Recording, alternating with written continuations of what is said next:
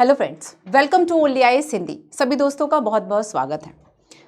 आप सभी के कमेंट्स मिलते रहते हैं कि आप चाह रहे हैं कि पॉलिटी का बेसिकली जो वीडियोस हैं वो आपको कॉन्टिन्यूसली दिया जाए। हम एक दो वीक ऐसे रखेंगे, चूंकि मैंने आपसे कहा है अभी कुछ क्लासेस की वजह से बहुत कंटिन्यूटी के साथ आपको वीडियोस जो है मैं हम नहीं दे पा रहे। कुछ स्पेशल सेशंस या कुछ स्पेशल ऐसे वीडियोस हम जरूर अरेंज करेंगे आने वाले वीक में कि आपको जो पॉलिटी के वीडियोस है बच्चों वह ज्यादा से ज्यादा मिल सके। ठीक है, चलिए। सो आज की क्लास में हम बात करने वाले केंद्रीय मंत्रिपरिषद की, सेंट्रल काउंसिल ऑफ मिनिस्टर्स की। हाँ, इस बात का प्रॉमिस जरूर हम कर सकते हैं कि हम कोशिश करेंगे प्रीलिम्स के पहले कवर करा दें, है ना, लक्ष्मीकांत का सीरीज। चलिए, सो आज हम बात करेंगे। अच्छा, ये टेलीग्राम चैनल है ना, मंजू पीडब्ल्यू यूपीएससी वाला सर्च कर लो, यहां से आप इसको ज्वाइन कर सकते हैं, बारकोड स्कैन करके टेलीग्राम को ज्वाइन कर सकते हैं। चलो, तो लास्ट हमने प्रधानमंत्री के बारे में पढ़ा था, आज हम कुछ मिली जुली इन्फॉर्मेशन पढ़ेंगे। प्रधानमंत्री, केंद्रीय मंत्रिपरिषद, आखिर इन दोनों टॉपिक्स को हम साथ में क्यों पढ़ते हैं। केंद्रीय मंत्रिपरिषद की जब हम बात करेंगे तो हम कुछ कॉन्स्टिट्यूशन में कुछ आर्टिकल्स की बात करेंगे, जैसे कि 74 है, 75 है, 77 है, 88 है। इन चार आर्टिकल्स में क्या है समझेंगे केंद्रीय मंत्रिपरिषद को लेके। मंत्रियों के द्वारा जो राष्ट्रपति को सलाह दी जाती है उसकी प्रकृति क्या है, नेचर क्या है, क्या बाध्यकारी है, विवेकाधीन है, उसको समझेंगे। मंत्रियों की नियुक्ति को लेकर बात करेंगे, कौन मंत्रियों की नियुक्ति करेगा। मंत्रियों के द्वारा जो शपथ और वेतन है वो क्या है। ठीक है, मंत्रियों के उत्तरदायित्व की बात करेंगे, सामूहिक, व्यक्तिगत, विधिक, और तुलना करेंगे हम ब्रिटेन के साथ। नेक्स्ट हम बात करेंगे मंत्रिपरिषद का स्ट्रक्चर क्या है, संरचना क्या है। मंत्रिपरिषद और जब मंत्रिमंडल, सुनने में दोनों एक जैसे लगते हैं पर फिर भी इन दोनों में थोड़ा सा डिफरेंस है, क्या डिफरेंस है उसको भी समझेंगे। मंत्रिमंडल की भूमिका क्या है, रोल क्या है, council of central council of ministers का, है ना, क्या रोल है, क्या कितना इंपॉर्टेंट रोल है, इन सभी की हम बात करेंगे। किसी ने कहा कि ये स्टीयरिंग है, किसी ने कहा, तो क्या आखिर इसका इंपॉर्टेंस है उसको समझेंगे। किचन कैबिनेट, आंतरिक कैबिनेट, जो इंदिरा गांधी के समय में जो है वह ज्यादा चर्चा में था, ज्यादा सुर्खियों में था। So what is kitchen cabinet, इन सब की भी हम बात करेंगे। ठीक है, चलो, तो आज की क्लास में ये सारी, अगर आप indiagovernment.in पर आप देखोगे तो आपको एक इंफॉर्मेशन जो है वह मिल जाएगी, जिसमें कि आपको दिखाई देगा, है ना, कि प्रधानमंत्री नरेंद्र मोदी, है ना, प्रधानमंत्री जो नरेंद्र मोदी हैं, अब देखो इनके नीचे क्या लिखा हुआ है, कार्मिक, जन शिकायत, पेंशन मंत्रालय, परमाणु ऊर्जा विभाग, अंतरिक्ष विभाग, सभी प्रमुख नीतिगत मामले और वे सभी विभाग जो अन्य मंत्रियों को आवंटित नहीं किए गए हैं। तो ये सब किसके पास होते हैं, ये पीएम के पास होते हैं। इसके बाद देखो एक दूसरी श्रेणी बनी हुई है जिसमें कि लिखा है कैबिनेट मंत्री। याद रखना कि ये काउंसिल ऑफ मिनिस्टर्स नहीं है, ये कैबिनेट है, ये कैबिनेट मिनिस्टर्स हैं। ठीक है, आगे बात करेंगे कि ऐसा मैं क्यों कह रही हूं। तो कैबिनेट मिनिस्टर्स में बच्चों, कैबिनेट मिनिस्टर्स में एंड काउंसिल ऑफ मिनिस्टर्स में फर्क है, एंड काउंसिल ऑफ मिनिस्टर्स में फर्क है। ठीक है, काउंसिल ऑफ मिनिस्टर्स की अगर हम बात करेंगे, मान लीजिए ये पूरा गोला काउंसिल ऑफ मिनिस्टर्स है। ठीक है, जिसमें कि 15% से अधिक जो है, not more than 50% total Lok Sabha या जो निम्न सदन है उसके मेंबर्स का 15% से अधिक जो है वह संख्या नहीं हो सकती यहाँ पर। ठीक है, तो यहाँ पर देखो कि ये मान लीजिए कि ये क्या, ये हो गया आपका पूरा काउंसिल ऑफ मिनिस्टर्स, है ना, जो कि आर्टिकल 74 कहता है कि काउंसिल ऑफ मिनिस्टर्स होगा। अब इसके अंदर होगा कैबिनेट, समझ गए, इसके अंदर होगा कैबिनेट, इसके अंदर होंगे राज्य मंत्री और इसके अंदर होंगे डिप्टी मिनिस्टर्स, उप मंत्री। ठीक है, इस तरीके से मिलकर जो कैबिनेट पूरा आपका काउंसिल ऑफ मिनिस्टर है बनेगा। काउंसिल ऑफ मिनिस्टर एक वाइड स्कोप है और जब कैबिनेट की बात करेंगे शॉर्ट स्कोप है। कैबिनेट मिनिस्ट्री में देखो, आओ थोड़ा सा बताती हूँ। जैसे कि आप जानते हैं राजनाथ सिंह, ये इनके पास क्या है, रक्षा मंत्रालय, डिफेंस मिनिस्ट्री है इनके पास। ठीक है, राजनाथ सिंह। वैसे ही हम अमित शाह की बात करेंगे, इनके पास होम मिनिस्ट्री है, गृह मंत्रालय और साथ में सहकारिता मंत्रालय। ठीक है, निर्मला सीतारमण की बात करेंगे, वित्त मंत्रालय है, कॉर्पोरेट कार्य मंत्रालय है। तो ये क्या है, जिनके पास बच्चों ये मुख्य मंत्रालय है ना, इंपॉर्टेंट मिनिस्ट्री है। तो मुख्य मंत्रालय का बेसिकली जो मंत्री है वो कौन है, उसको हम कैबिनेट मिनिस्टर्स में कहते हैं। ये सबसे इंपॉर्टेंट होते हैं कैबिनेट मिनिस्टर। कैबिनेट की बैठक है तब उसमें यही सब आते हैं। नितिन जयराम गडकरी जी की बात करें तो सड़क परिवहन राजमार्ग मंत्रालय। ठीक है, आप देखेंगे कि इन्होंने मतलब इनका बहुत शार्प विजन हमें दिखता है आप देखेंगे कि किस तरीके से चाहे टोल टैक्स को लेकर हो, चाहे फास्टैग को लेकर हो, चाहे आप देखो कि कितने बढ़िया तरीके से बेसिकली ये अपना इनका एक जो विजन है ना बहुत बहुत क्लियर है। अब जैसे कि आप शॉर्ट्स के माध्यम से देख ले, आप देखेंगे कि भाई गवर्नमेंट के सारे जो मिनिस्टर सब कहीं ना कहीं आपको ऑनलाइन किसी ना किसी यहाँ पे भी आपको दिखा फेसबुक अकाउंट, ट्विटर अकाउंट, यहाँ पे आप संपर्क कर सकते हैं। तो यहाँ पे आपको इनकी रणनीति पता चल जाएगी कि किस तरीके से बेसिकली ये अपना जो काम है वह कर रहे हैं। ठीक है, तो इसके अलावा देखो सुब्रमण्यम जयशंकर विदेश मंत्रालय इनके पास है। ठीक है, अर्जुन मुंडा की बात करें तो जनजातीय कार्य मंत्रालय, कृषि और किसान कल्याण मंत्रालय। तो यहाँ पर क्या है कि ये सभी जो है वो कौन है, कैबिनेट मिनिस्टर्स है ना। अब देखो पीएम का सबसे ऊपर लिखा है, जानते हो क्यों? पीएम कौन है? पीएम बेसिकली हेड है। पीएम क्या है? ये बेसिकली हेड है। काउंसिल ऑफ मिनिस्टर्स की अगर हम बात करेंगे बच्चों तो ये हेड है पीएम। ठीक है, जब पीएम शपथ लेंगे तब जाके ये जो पूरा काउंसिल ऑफ मिनिस्टर्स है ये अस्तित्व में आता है। इसके अलावा देखो जैसे कि अगर हम स्मृति ईरानी की बात करें तो महिला बाल विकास मंत्रालय, अल्पसंख्यक कार्य मंत्रालय। शिक्षा मंत्रालय किसके पास है? शिक्षा मंत्रालय धर्मेंद्र प्रधान, कौशल और विकास उद्यमिता मंत्रालय। ठीक है, पीयूष गोयल की बात करें तो इनके पास है वाणिज्य और उद्योग मंत्रालय, उपभोक्ता कार्य खाद्य सार्वजनिक वितरण मंत्रालय, कपड़ा मंत्रालय, वस्त्र मंत्रालय, ये पीयूष गोयल के पास है। तो यहाँ पर बेसिकली आपको ये समझ में आता है। आप देखो जैसे कि डॉक्टर वीरेंद्र कुमार की बात करें, सामाजिक न्याय अधिकारिता मंत्रालय है। ठीक है, तो ये सारे क्या, प्रहलाद जोशी की बात करें तो संसदीय कार्य मंत्रालय, कोयला और खान मंत्रालय, ये प्रहलाद जोशी के पास है। तो इस तरीके से देखो कि हमने देखा कि ये सारे जो है वह उद्यम, ये इंपॉर्टेंट। एमएसएमई की बात करें, सूक्ष्म लघु उद्यम मंत्रालय, ये नारायण तातुरा ने। ठीक है, तो इस तरीके से बच्चों ये कैबिनेट मिनिस्टर्स हैं। अब देखो कुछ और भी, जैसे कि ज्योतिरादित्य सिंधिया की बात करें तो नागरिक विमानन इस्पात मंत्रालय, ये इनके पास है। इस तरीके से आप देख लें। अब दूसरी कैटेगरी जो हमें इसमें दिखाई देती है, एक तो वो कैबिनेट मिनिस्टर्स की है, ये भी सारे कैबिनेट मिनिस्टर्स हैं, जैसे राजकुमार सिंह बिजली मंत्रालय, गजेंद्र सिंह शेखावत जल शक्ति मंत्रालय, रेल मंत्रालय अश्विनी वैष्णव, संचार मंत्रालय इलेक्ट्रॉनिक सूचना प्रौद्योगिकी, ये भी इनके। किरण रिजिजू की बात करें तो भू विज्ञान मंत्रालय है। ठीक है, तो इस तरीके से देखो। अब जो दूसरी श्रेणी बच्चों हमें दिखाई देती है, राज्य मंत्री स्वतंत्र प्रभार, है ना, राज्य मंत्री स्वतंत्र प्रभार, ये यहां पर दूसरी श्रेणी हमें दिखाई देती है काउंसिल ऑफ मिनिस्टर में। जब हम कहेंगे काउंसिल ऑफ मिनिस्टर, उसमें ये भी शामिल होंगे। जब कैबिनेट की बात करें, कैबिनेट में केवल वो शामिल होंगे जो इसके पहले हम इंपॉर्टेंट मिनिस्ट्रीज जिसके पास थी हम उनकी बात कर रहे थे। ठीक है, तो यहां पर देखो कि अब हमने यहां पर देखा कि राज्य मंत्री है। ठीक है, राज्य मंत्री, और बेसिकली इनके पास क्या है, स्वतंत्र प्रभार है, इनके पास इंडिपेंडेंट चार्ज है। अब इंडिपेंडेंट चार्ज की बात क्यों कर रहे हैं, क्योंकि आगे हम देखेंगे कि कुछ ऐसे भी मंत्री होते हैं जिनके पास इंडिपेंडेंट चार्ज नहीं होगा। अब जैसे कि यहाँ पे योजना मंत्रालय और सांख्यिकी कार्यक्रम, इंद्रजीत सिंह। अर्जुन राम मेघवाल है, कानून और न्याय मंत्रालय। ठीक है, तो ये क्या, ये राज्य मंत्री हैं जिनके पास स्वतंत्र प्रभार है। डॉक्टर जितेंद्र सिंह विज्ञान और प्रौद्योगिकी मंत्रालय। अब आती है बच्चों तीसरी श्रेणी जो कि राज्य मंत्री कहे जाते हैं। ठीक है, तीसरी श्रेणी आएगी जिसे कि हम राज्य मंत्री कहेंगे, लेकिन इनके पास स्वतंत्र प्रभार नहीं होता है। हम इनको उप मंत्री की श्रेणी के रूप में जानते हैं, हम इनको डिप्टी मिनिस्टर के रूप में भी जानते हैं। ठीक है, जैसे कि राव इंद्रजीत सिंह कॉर्पोरेट कार्य मंत्रालय। ठीक है, अश्विनी कुमार चौबे उपभोक्ता कार्य खाद्य सार्वजनिक मंत्रालय, फग्गन सिंह इस्पात और ग्रामीण विकास मंत्रालय। तो ये बेसिकली आपको सारी जो जानकारी है वह मिल जाती है। ठीक है, सो प्रधानमंत्री इन सबके हेड होंगे। तो आज हमें यही तो पढ़ना है, केंद्रीय मंत्री परिषद। ठीक है, केंद्रीय मंत्री परिषद। चलो, सो सबसे पहले council of ministers, council of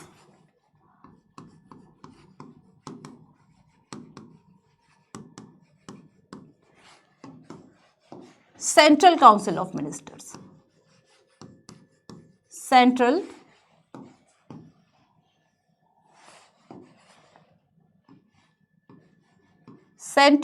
council of ministers. ठीक है, केंद्रीय मंत्री परिषद।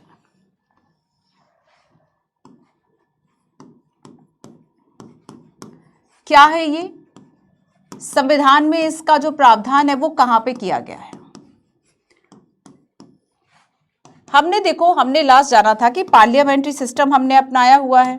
ठीक है, पार्लियामेंट्री सिस्टम में दो हमारे प्रमुख होते हैं, एक जैसे कि पीएम जो कि रियल एग्जीक्यूटिव है, अब लेकिन जब रियल एग्जीक्यूटिव की बच्चों हम बात करते हैं, क्या पूरा रियल एग्जीक्यूटिव जो पावर है क्या वो पीएम के पास ही है या कोई और भी साथ में होता है ना?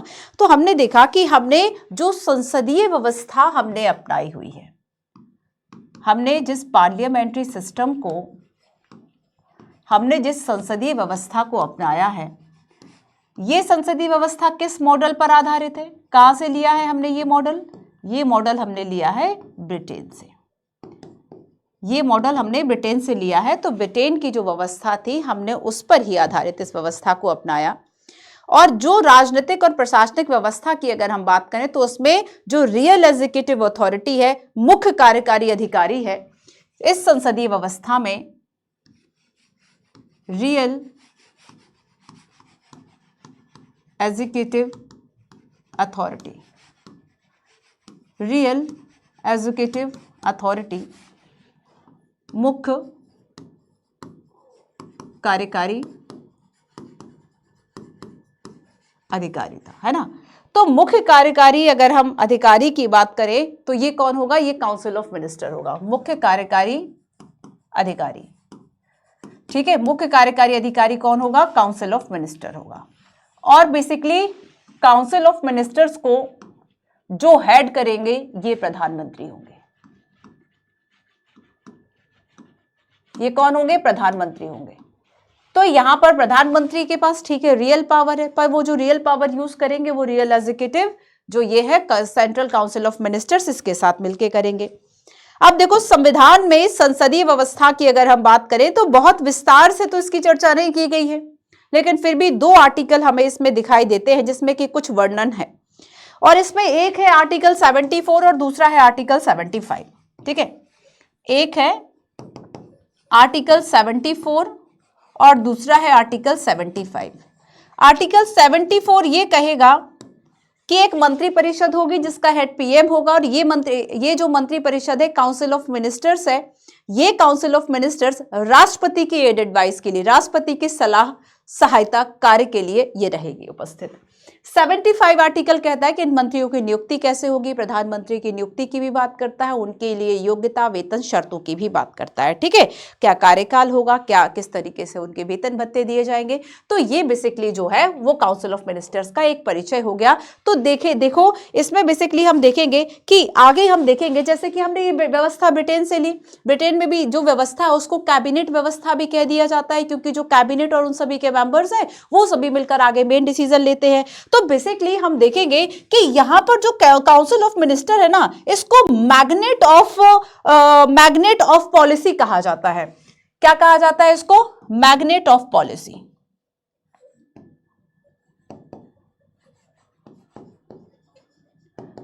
मैग्नेट ऑफ पॉलिसी मतलब नीतियों का चुंबक, है ना?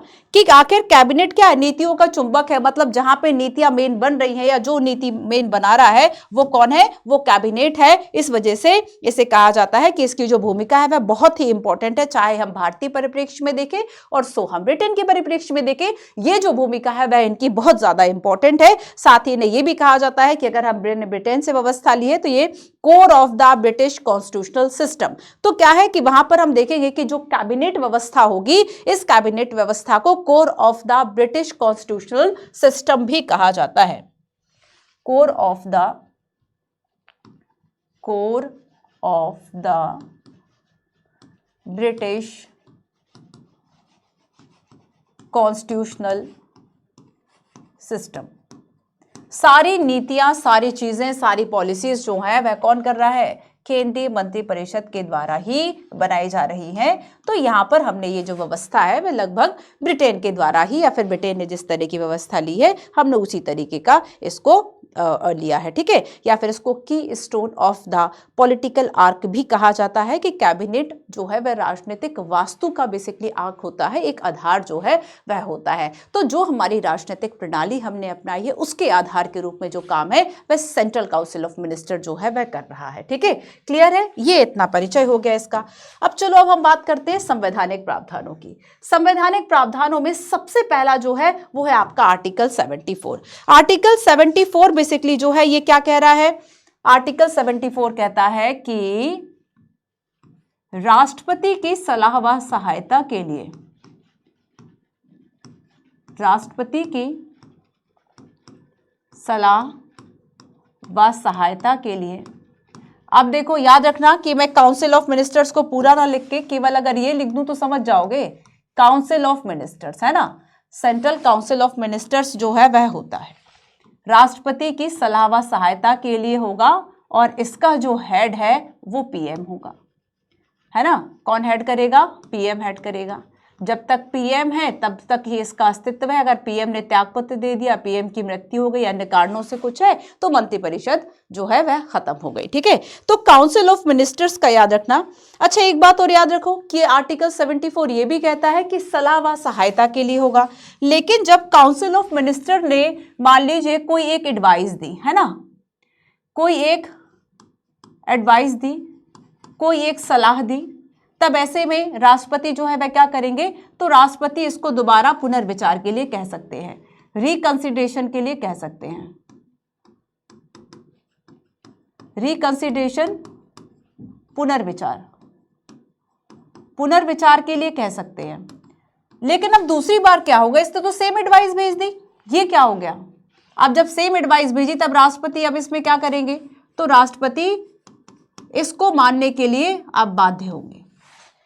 तो यहां पर राष्ट्रपति की जो पुनर्विचार की शक्ति है इस मामले में कि काउंसिल ऑफ मिनिस्टर्स जो आपको एडवाइस कर रही है, क्या आप उसको मानोगे नहीं मानोगे? एक बार आप कहते हो फिर से सोच लो, लेकिन फिर जब उसने फिर से सोच के कहा कि नहीं ठीक है यही बात सही है ना, तब क्या है? फिर राष्ट्रपति को ये जो बात है वह माननी पड़ेगी। तो इस तरह से हम कहते हैं कि राष्ट्रपति की जो पुनर्विचार की शक्ति है वो बेसिकली कोई असीमित नहीं है। आप असीमित बार उनकी जो सलाह है उसको लौटा नहीं सकते। ठीक है, अब अच्छा देखो एक बात और कि क्या काउंसिल ऑफ मिनिस्टर्स के द्वारा जो सलाह दी गई है, क्या इस सलाह की जांच की जा सकती है? तो याद रखना, काउंसिल ऑफ मिनिस्टर्स ने जो सलाह दी है, सलाह की न्यायिक समीक्षा नहीं हो सकती, सलाह की न्यायिक समीक्षा नहीं हो सकती। ये दो बातें जो है वह किस में लिखी हुई है? आर्टिकल 74 में लिखी हुई है। ठीक है, आर्टिकल 74 में बच्चों ये जो दो बातें हैं वह लिखी हुई हैं कि राष्ट्रपति की, याद हो गया आपको कि राष्ट्रपति को सहायता व सलाह परामर्श देने के लिए एक मंत्रिपरिषद होगी जिसका हेड पीएम होगा, और यहाँ पर अब राष्ट्रपति जो कार्य कर रहे हैं वो काउंसिल ऑफ मिनिस्टर्स की सलाह के आधार पर ही कर रहे हैं। एक बार पुनर्विचार के लिए आपने सलाह लौटा दी, दोबारा सेम सलाह आ गई, अब आप बाध्य हो गए, है ना। बाध्य जो हुए वह एक आर्टिकल है, आगे हम चर्चा करेंगे। अब हम चलते हैं आर्टिकल 75 पर। आर्टिकल 75 क्या कहता है? आर्टिकल 75 देखो कहेगा कि यहां पर जैसे कि आर्टिकल 75 में हमने देखा था सबसे पहले कल जब हमने पीएम की बात की थी कि जो पीएम थे, पीएम का स्टेटस क्या है? तो पीएम को अपॉइंट किया जाएगा। पीएम को क्या किया जा रहा है? अपॉइंट किया जा रहा है। पीएम की जो नियुक्ति है वह की जा रही है। तो नियुक्ति कौन कर रहे हैं? पीएम की जो नियुक्ति है वह प्रेसिडेंट कर रहे हैं, राष्ट्रपति कर रहे हैं। ठीक है, पीएम की जो नियुक्ति है वह हमारे प्रेसिडेंट कर रहे हैं, राष्ट्रपति कर रहे हैं। अब बाकी मंत्री कैसे अस्तित्व में आएंगे? तो बाकी जो मंत्री होंगे ना, अन्य मंत्रियों की नियुक्ति कैसे होगी? तो अन्य मंत्रियों को याद रखना कि इनके बेसिकली कौन बनेगा कौन नहीं बनेगा, ये सिफारिश करना या इनको सिलेक्ट करना, ये काम होगा पीएम का। ठीक है, और इनको अपॉइंट करना, ये काम किसका होगा? राष्ट्रपति का होगा।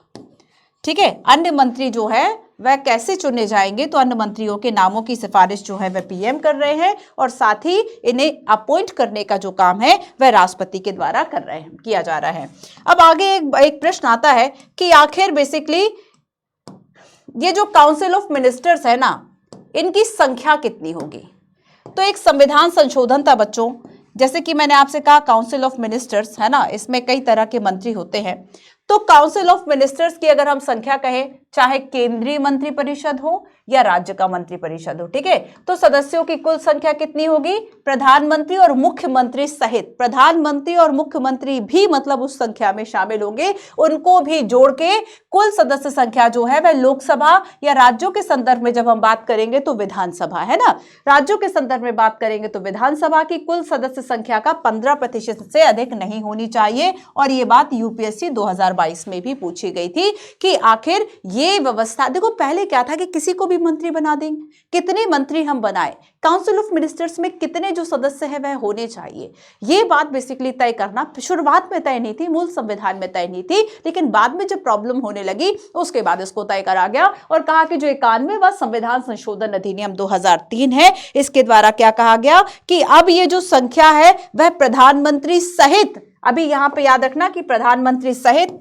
यहां क्योंकि अभी हम केंद्रीय मंत्रिपरिषद की बात कर रहे हैं, राज्य की बात बाद में करेंगे, तो प्रधानमंत्री सहित लोकसभा के 15% से अधिक नहीं होगी। ये है काउंसिल ऑफ मिनिस्टर्स का साइज। ठीक है, चलो आगे देखो कि मान लो एक और मैं आपको यहां पे पॉइंट बताती हूं कि अगर मान लो काउंसिल ऑफ मिनिस्टर का कोई सदस्य दल बदल के आधार पर अयोग्य घोषित हो गया, दल बदल जहां से चुना गया था, जिस दल से चुना गया था उसने या तो उसको छोड़ दिया या किसी और दल में शामिल हो गया, तो काउंसिल ऑफ मिनिस्टर का कोई जो मंत्री है, ठीक है, ये दल बदल के आधार पर अयोग्य हो गया, डिस्क्वालीफाई हो गया। अब अगर ये अयोग्य हो गया, अब ऐसी कंडीशन में क्या होगा, क्या ये मंत्री रहेगा, क्या ये मंत्री परिषद में रहेगा या फिर नहीं रहेगा, तो याद रखना कि ये अब मंत्री पद के लिए भी अयोग्य हो गया, ये मंत्री पद के लिए अयोग्य हो गया। क्लियर हो गया? क्लियर हो गया इतना कि अगर किसी मंत्री के खिलाफ दल बदल लग जाता है, अयोग्य हो जाता है, तो मंत्री पद के लिए भी वह अयोग्य हो जाता है।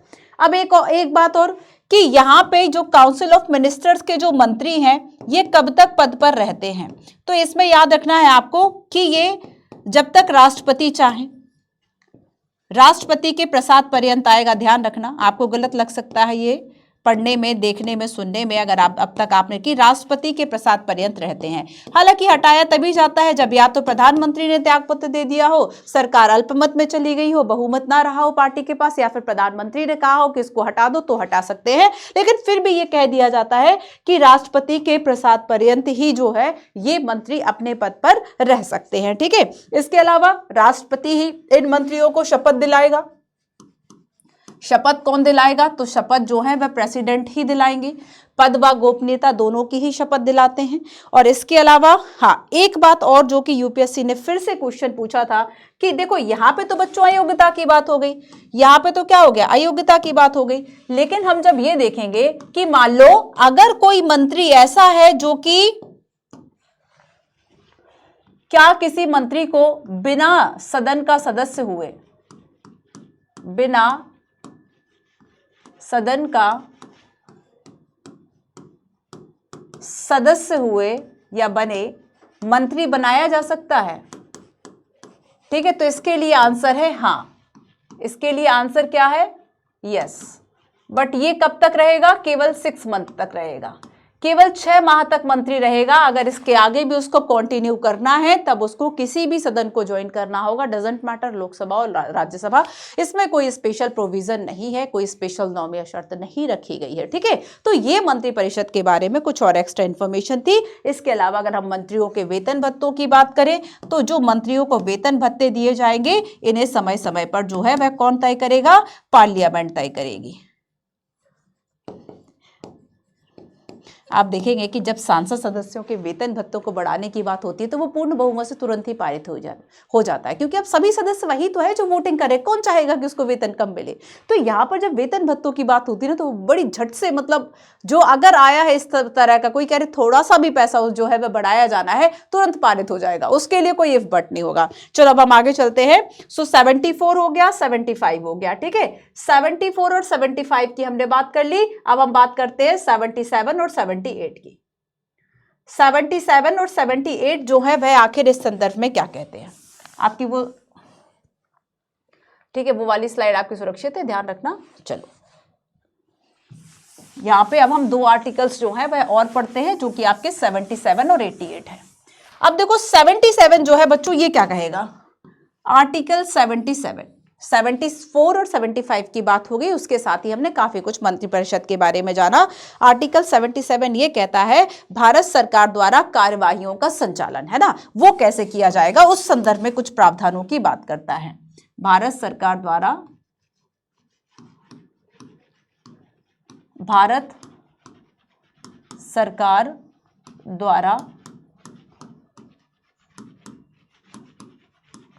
कार्यवाहियों का संचालन। अब देखो, जो भी इस तरह का भारत सरकार के द्वारा अगर कोई कार्यवाही कुछ किया जा रहा है, तब ये किसके नाम पर किए जाएंगे? तो लास्ट हमने जाना था कि ये सारी जो कार्यवाहियां हैं वह किसके नाम पर होंगी? राष्ट्रपति या प्रधानमंत्री या फिर काउंसिल ऑफ मिनिस्टर्स, किसके नाम पर होंगी? तो भारत सरकार की जो भी कार्यपालक कार्यवाहियां हैं वो सभी राष्ट्रपति के नाम पर होंगी। सभी कार्यवाहियां राष्ट्रपति के नाम पर होंगी। कर भले काउंसिल ऑफ मिनिस्टर्स रहा है ना, सभी कार्यवाहियां किसके नाम पर? राष्ट्रपति के नाम पर।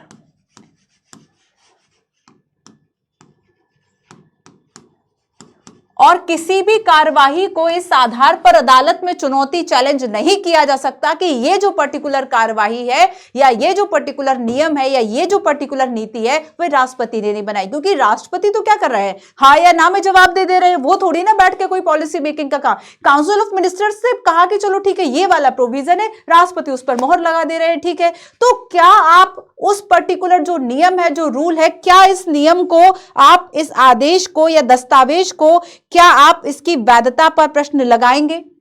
तो यहां पर देखो कि जो कार्यवाहियां हैं वे राष्ट्रपति के नाम पर होंगी। तो अगला प्रश्न ये आता है कि इस तरह की आदेश, वैसे तो प्रत्यक्ष रूप से हम सभी जानते हैं कि भाई मंत्रिपरिषद ये सारे काम कर रहा है, मोहर लगाने का फाइनल काम राष्ट्रपति का है, जो भी कार्यवाहियां हो रही हैं। तो आदेश या दस्तावेज, आदेश या दस्तावेज, ठीक है, ये वैध हैं, वैलिड है या नहीं, वैध है या नहीं, वैलिड है या नहीं है, इस पर प्रश्न चिन्ह इस आधार पर नहीं लगाया जा सकता कि ये डायरेक्ट राष्ट्रपति के द्वारा नहीं की गई, क्योंकि राष्ट्रपति डायरेक्ट नहीं कर रहे भाई, उनकी सहायता और सलाह के लिए क्या है, केंद्रीय मंत्रिपरिषद है। तो यहां पर आदेश या दस्तावेज वैध है या नहीं, ये प्रश्न नहीं उठाया जा सकता इस आधार पर कि राष्ट्रपति ने डायरेक्ट रूप से कार्रवाई नहीं की, प्रश्न नहीं उठाया जा सकता। आई बात समझ में? आई बात समझ में? चलो आगे देखो कि आगे हम देखेंगे कि बेसिकली राष्ट्रपति क्या करेंगे कि मंत्रियों के कार्य करने या मंत्रियों के बीच में कार्य आवंटन के लिए नियम बना सकते हैं। मंत्रियों के कार्यों व कार्य आवंटन को लेकर व कार्य आवंटन हेतु जो रूल्स है, जो नियम है, ये कौन बनाएगा? प्रेसिडेंट, राष्ट्रपति, ठीक है। तो ये क्या हो गया? आर्टिकल 77 हो गया। आगे चलते हैं, आर्टिकल 88 की बात करेंगे, ठीक है। आगे आर्टिकल 88 की बात करेंगे कि आखिर जो 88 है आर्टिकल, ये क्या कहता है। आर्टिकल 88 क्या कहेगा?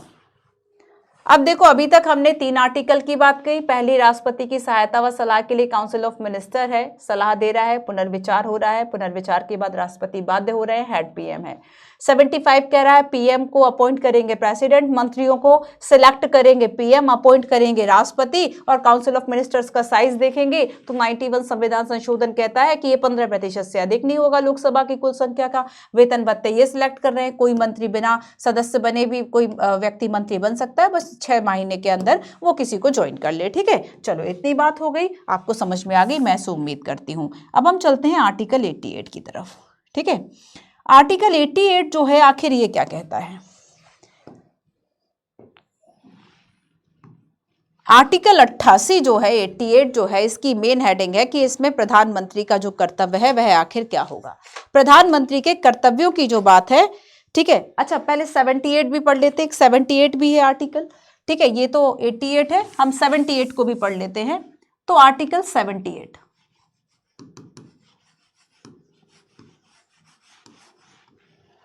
आर्टिकल 78 ये कहता है कि राष्ट्रपति को जानकारी देना, जो जानकारी वह चाहे, ये प्रधानमंत्री का कर्तव्य होगा कि संघ के प्रशासन से जो भी संबंधित मामले हैं, जो कि केंद्रीय मंत्रिपरिषद के निर्णय के बारे में या कोई प्रस्ताव लाया जा रहा है, उन सभी की सूचना राष्ट्रपति को दे। और अगर ऐसा कोई प्रश्न है जिस पे विचार नहीं किया है पर आगामी समय में विचार किया जा सकता है, तब भी ये जो सूचना है वह दे। तो बेसिकली आर्टिकल 75 क्या कह रहा है कि जो पीएम है ये राष्ट्रपति को जानकारी देंगे। राष्ट्रपति को क्या देंगे? इंफॉर्मेशन, जानकारी। और ये जानकारी इनका संवैधानिक कर्तव्य है, क्योंकि आर्टिकल 78 में लिखा है ना भाई, संविधान में लिखा है, तो डेफिनेटली ये क्या होगा? संवैधानिक कर्तव्य ही तो हुआ, संविधान में लिखा है ना। ठीक है, तो ये क्या है? संवैधानिक कर्तव्य है। अब चाहे ऐसी जानकारी प्रधानमंत्री खुद दे दे, राष्ट्रपति मांग ले, या फिर अगर किसी पे विचार नहीं भी किया गया है फिर भी उस बात से परिचित राष्ट्रपति को कराना ये पीएम का दायित्व होगा। ठीक है, अब आगे हम चलते हैं कि मंत्रियों के जो अधिकार है वह क्या होंगे, ये आर्टिकल 88 कहता है। आर्टिकल 88 क्या कह रहा है? मंत्रियों के अधिकारों की बात करता है।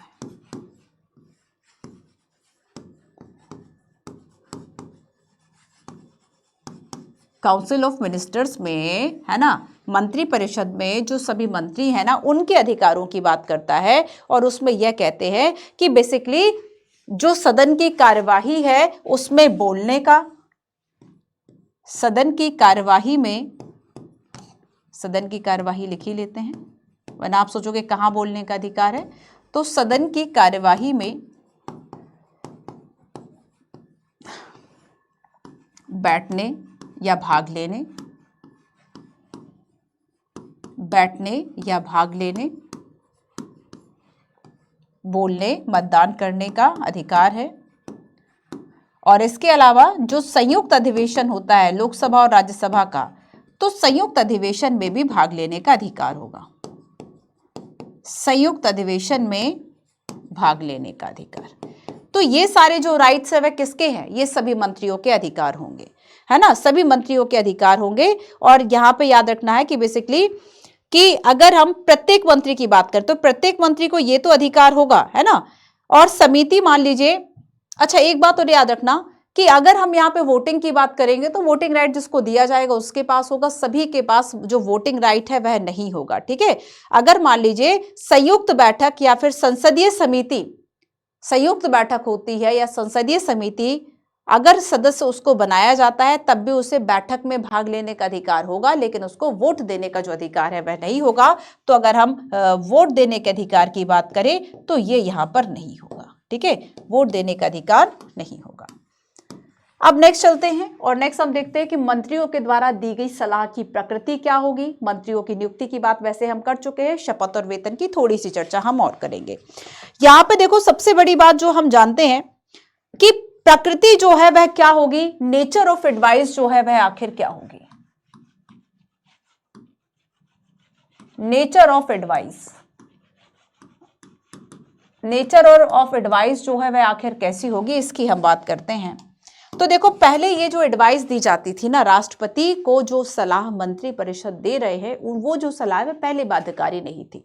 ठीक है, लेकिन बाद में एक संविधान संशोधन किया गया और उसमें जो है इसको बाध्यकारी बना दिया गया। ठीक है, तो हम देखेंगे बेसिकली कि जो 44वां संविधान संशोधन है उसमें यह कहा गया कि 44वें संविधान संशोधन जो 1978 में था उसमें यह कहा गया कि मंत्री परिषद के पास राष्ट्रपति जो है वह इस सलाह को पुनर्विचार के लिए भेज सकते हैं। और 42वें संविधान संशोधन 1976 में यह कहा गया कि राष्ट्रपति अपने कार्यों को वैसे ही संपन्न करेगा, देखना वैसे ही, सुनना इस बात को, वैसे ही संपन्न करेगा जैसे कि मंत्री परिषद ने सुझाया है। मतलब वैसे ही या वैसे भी, ही और भी में फर्क है ना, कि तुम ही और तुम भी, तुम भी का मतलब क्या और ऑप्शन है, तुम ही का मतलब क्या है, केवल तुम हो। तो यहां पर बच्चों शब्दों को बहुत ध्यान रखना। अगर हमने ये कहा कि राष्ट्रपति काउंसिल ऑफ मिनिस्टर्स की सलाह पर ही काम करेगा, इसका मतलब कोई ऑप्शन ही नहीं है। तो अब बाध्यता हो गई ना बाध्यता। तो यहां पर देखो याद रखना है कि आर्टिकल 74, तो ये क्या, देखो आर्टिकल 74 आपको बार बार आएगा, क्योंकि आर्टिकल 74 से ही तो इस बात का उद्भव होता है ना कि राष्ट्रपति की सलाह सहायता के लिए काउंसिल ऑफ मिनिस्टर्स होगी। ठीक है, अब काउंसिल ऑफ मिनिस्टर्स की याद रखना कि जो सलाह है, ये जो सलाह है वह बाध्यकारी होगी।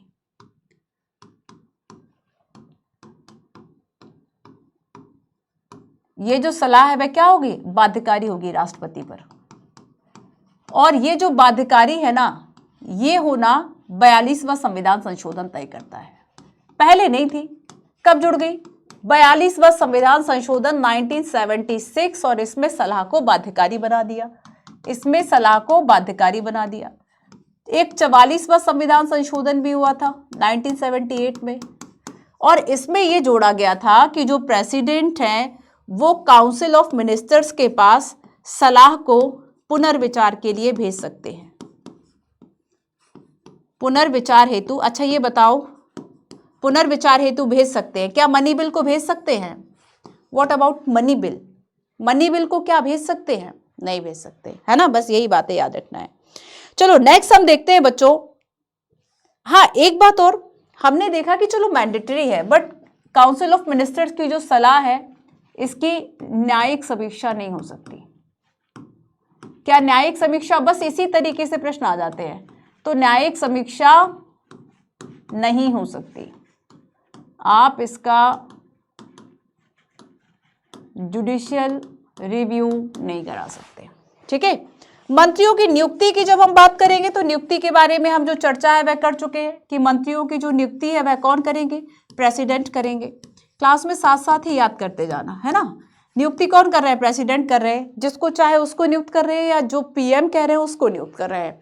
पीएम जिसको एडवाइस कर रहे हैं, पीएम ने जिसको सेलेक्ट करा है, इसको नियुक्त कर दो, उस पे फाइनल जो मोहर है वह राष्ट्रपति लगा दे रहे हैं। ठीक है, और यहाँ पर एक बात और याद रखो, जो बार बार मैं आपको बता रही हूँ, यूपीएससी ने पूछा कि क्या कोई ऐसा व्यक्ति जो कि सदन का सदस्य नहीं है, वो मंत्री परिषद का हिस्सा हो सकता है? बिल्कुल हो सकता है, उसको कैबिनेट मंत्री, राज्य मंत्री या उप मंत्री डेफिनेटली बनाया जा सकता है। हाँ, बशर्ते एक समय सीमा लगा दी गई कि 6 महीने के भीतर वह किसी सदन का सदस्य बन जाए। ठीक है, किसी सदन का सदस्य बन जाए। तो अच्छा एक बात और याद रखो कि मान लो उसे राइट टू वोट की, एक बात जो मैंने लास्ट आपको बताई वो और सुन लो, कि अगर हम इन मंत्रियों की बात करेंगे तो मंत्री को जानते हो वोटिंग राइट कहां पर होगा? वोट करने का जो राइट है, मत देने का जो अधिकार है, वह केवल उसी सदन में होगा जिस सदन का वो सदस्य है। सदन में होगा जिसका वह सदस्य है। अगर वह लोकसभा का सदस्य है तो लोकसभा में जो है वह आप वोट दे सकते हो। राज्यसभा की बैठक में आप भाग ले लो, कार्रवाई में हिस्सा ले लो, बोलने का अधिकार है, कोई दिक्कत नहीं है, वहां पे वोट नहीं दे सकते, क्योंकि वोटिंग का तो पूरा प्रोसीजर बना हुआ है ना कि अगर लोकसभा का बना है तो वो अलग तरीके से बना हुआ है, राज्यसभा का बना है तो वो वहां के मेंबर्स के हिसाब से अलग तरीके से बना हुआ है। तो कोई बाहर का अगर व्यक्ति मान लीजिए आता है, बाहर का मतलब इन सेंस कि राज्यसभा का नहीं, उस सदन का नहीं है, तो उसको बोलने का, बैठक में भाग लेने का डेफिनेटली अधिकार है, लेकिन उसको वोट का अधिकार नहीं होगा। तो वोट का अधिकार कहां पे होगा? तो जिस सदन का वह सदस्य होगा उस सदन में उसको वोट देने का जो अधिकार है वह होगा। अब मंत्रियों के द्वारा ली जाने वाली शपथ और वेतन की हम बात करें, जैसे कि हम वेतन की बात करेंगे, हम सभी जानते हैं, हमने चर्चा कर ली कि संसद जो है वह समय समय पर वेतन भत्ते तय करेगी, लेकिन जब हम शपथ की बात करेंगे तो ये वही शपथ लेंगे जो प्रधानमंत्री ले रहे थे, पद व गोपनीयता की, पद व गोपनीयता की शपथ लेंगे। ठीक है, इसके अलावा वेतन की हम बात करेंगे तो इसे बेसिकली जो संसद है, संसद के द्वारा निर्धारित किया जाएगा समय समय पर कि क्या और वेतन, क्या जो वेतन भत्ता है वह बेसिकली दिया जाना चाहिए। ठीक है, तो संविधान के प्रति सच्ची श्रद्धा रखूंगा, देश की अखंडता संप्रभुता की रक्षा करूंगा, अपने कर्तव्यों का श्रद्धापूर्वक शुद्ध अंतःकरण से पालन करूंगा, एंड इसके अलावा भय, पक्षपात, अनुराग, द्वेष या तो इन सभी के बिना संविधान और विधि के अनुसार न्याय करूंगा, ये बात। अच्छा, इसके अलावा गोपनीयता की शपथ प्रधानमंत्री भी ले रहे हैं, मंत्री भी ले रहे हैं। तो गोपनीयता की शपथ क्या कहती है कि अगर मान लो कोई विचार ऐसा है जो कि केवल मेरे सोचने तक आया है, तो जब तक मेरे कर्तव्य के लिए जरूरी नहीं है तब तक मैं उसको ओपन नहीं करूंगा, है ना। तो ये वाली जो शपथ है वह गोपनीयता की बात हो गई। अच्छा देखो बच्चों, एक बार और क्या इस शपथ को चैलेंज किया जा सकता है? 1990 की बात है, चौधरी देवीलाल जो उप प्रधानमंत्री बने थे। उप प्रधानमंत्री बेसिकली संविधान में ऐसी कोई व्यवस्था नहीं है, बस राजनीतिक कारणों से हम उप प्रधानमंत्री बना देते। जैसे कि अगर हम फर्स्ट उप प्रधानमंत्री की बात करेंगे तो प्रधानमंत्री जवाहरलाल नेहरू बन गए थे। कुछ लोगों का यह मानना था कि सरदार वल्लभ भाई पटेल बनते तो आज देश की दशा कुछ और होती, आज देश की स्थिति जो है वह कुछ और होती। तो यहां पर देखो कि पहले उप प्रधानमंत्री वो थे, प्रधानमंत्री तो डेफिनेटली चाचा नेहरू थे। उप प्रधानमंत्री की बात करेंगे तो सरदार वल्लभ भाई पटेल थे। अब उप प्रधानमंत्री संविधान में नहीं, तब कैसे? तो राजनीतिक कारणों से उप प्रधानमंत्री जो है वे बना लेते। जैसे कहीं कहीं उप मुख्यमंत्री बन जाते हैं, आप यूपी बिहार में सुनेंगे ये कॉन्सेप्ट। अब यहां पर देखो कि 1990 में जो चौधरी देवीलाल थे, जब वो उप प्रधानमंत्री की उन्होंने शपथ ली है ना, और उसे उस शपथ को चुनौती दे दी गई थी कि ये असंवैधानिक है। ये असंवैधानिक क्यों है? क्योंकि संविधान में अगर कोई शपथ लेगा पद की, गोपनीयता की, तो वो तो केवल प्रधानमंत्री और अन्य मंत्रियों के लिए, वो प्रधानमंत्री वर्ड जो है वह लिखा नहीं है ना। तो याद रखना कि उच्चतम न्यायालय के द्वारा फिर भी इस शपथ को वैध ठहराया गया था। शपथ थोड़ी ना अवैध थी, और राजनीतिक रूप से तो आप प्रधानमंत्री को नियुक्त कर ही सकते हैं। ठीक है, चलिए, तो यहां पर याद रखना कि ये बेसिकली जो शपथ है उसको अवैध घोषित नहीं किया जा सकता। अब आगे देखो, हम चलते हैं मंत्रियों के उत्तरदायित्व की तरफ। मंत्रियों का जो उत्तरदायित्व है वह आखिर संरचना पे भी आएंगे, है ना। कुछ लोग सोच रहे होंगे मैम ये बता दो कौन कौन है, उस पे भी हम आएंगे। मंत्रियों के उत्तरदायित्व क्या होंगे? सामूहिक, व्यक्तिगत और विधिक उत्तरदायित्व, है ना। सामूहिक, व्यक्तिगत और विधिक उत्तरदायित्व। सामूहिक या कलेक्टिव जब हम रिस्पॉन्सिबिलिटी की बात करेंगे, सामूहिक या जब हम कलेक्टिव रिस्पॉन्सिबिलिटी की बात करेंगे, इसमें क्या आएगा? सामूहिक शब्द से तो आप समझ रहे होंगे कि कहीं ना कहीं ये जो है वह एक ग्रुप की बात हो रही है ना, कि ये जो है वह आपस में कहीं ना कहीं ये जुड़े होंगे। तो यहां पर देखो, सामूहिक उत्तरदायित्व का सिद्धांत ये कहता है कि बेसिकली सरकार की संसदीय व्यवस्था में जो कार्यप्रणाली है उसका मौलिक सिद्धांत ही यही है कि सभी जो है वह सामूहिक रूप से उत्तरदायित्व का एक सिद्धांत है। सब जो है वह एक टीम की तरफ काम करेंगे। They work as a team and swim और सिंक टुगेदर। इस बात को याद रखना, they work as a team, they work as a team, they work as a team and swim and sink together, swim and sink together। मतलब जो केंद्रीय मंत्री परिषद है ना, वो सभी कैसे होंगे?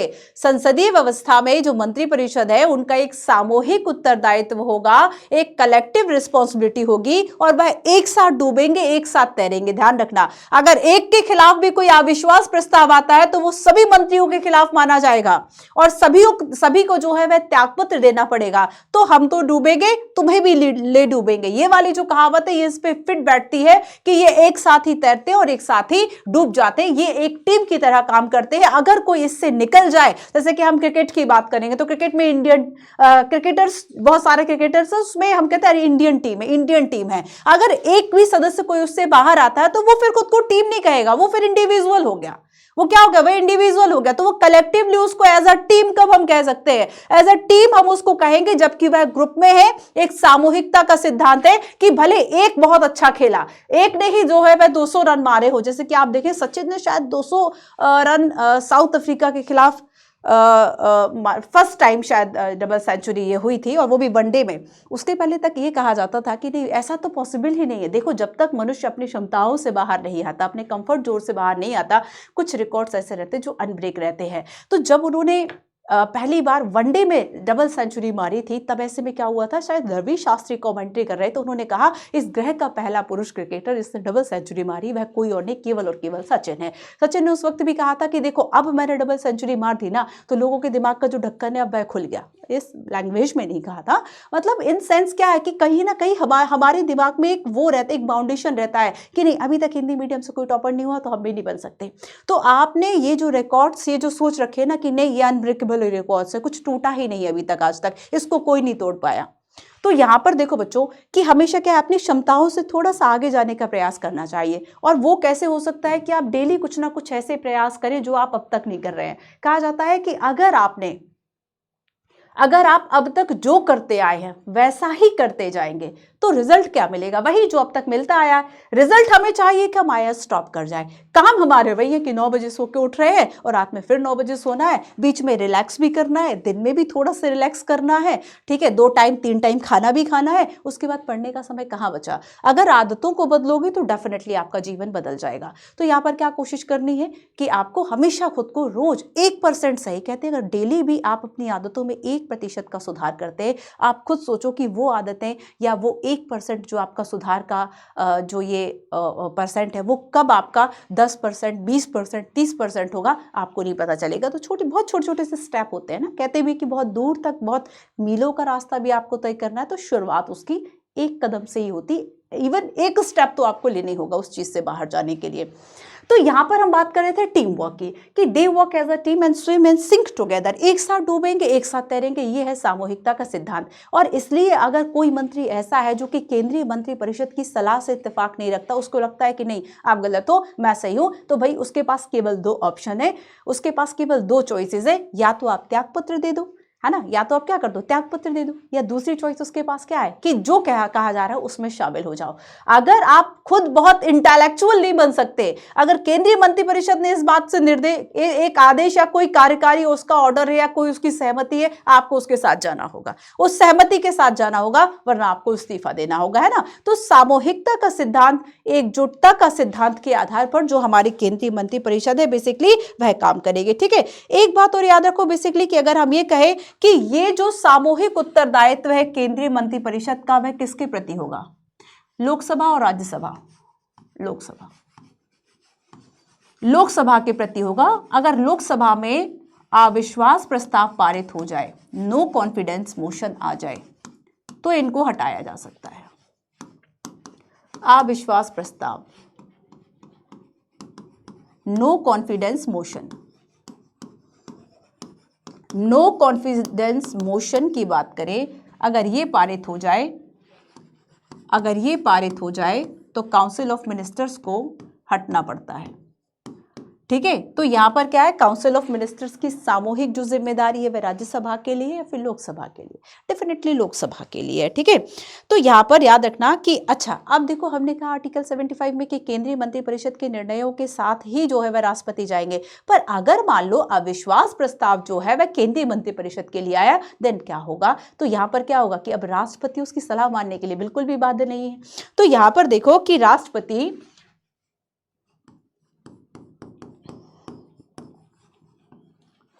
लोकसभा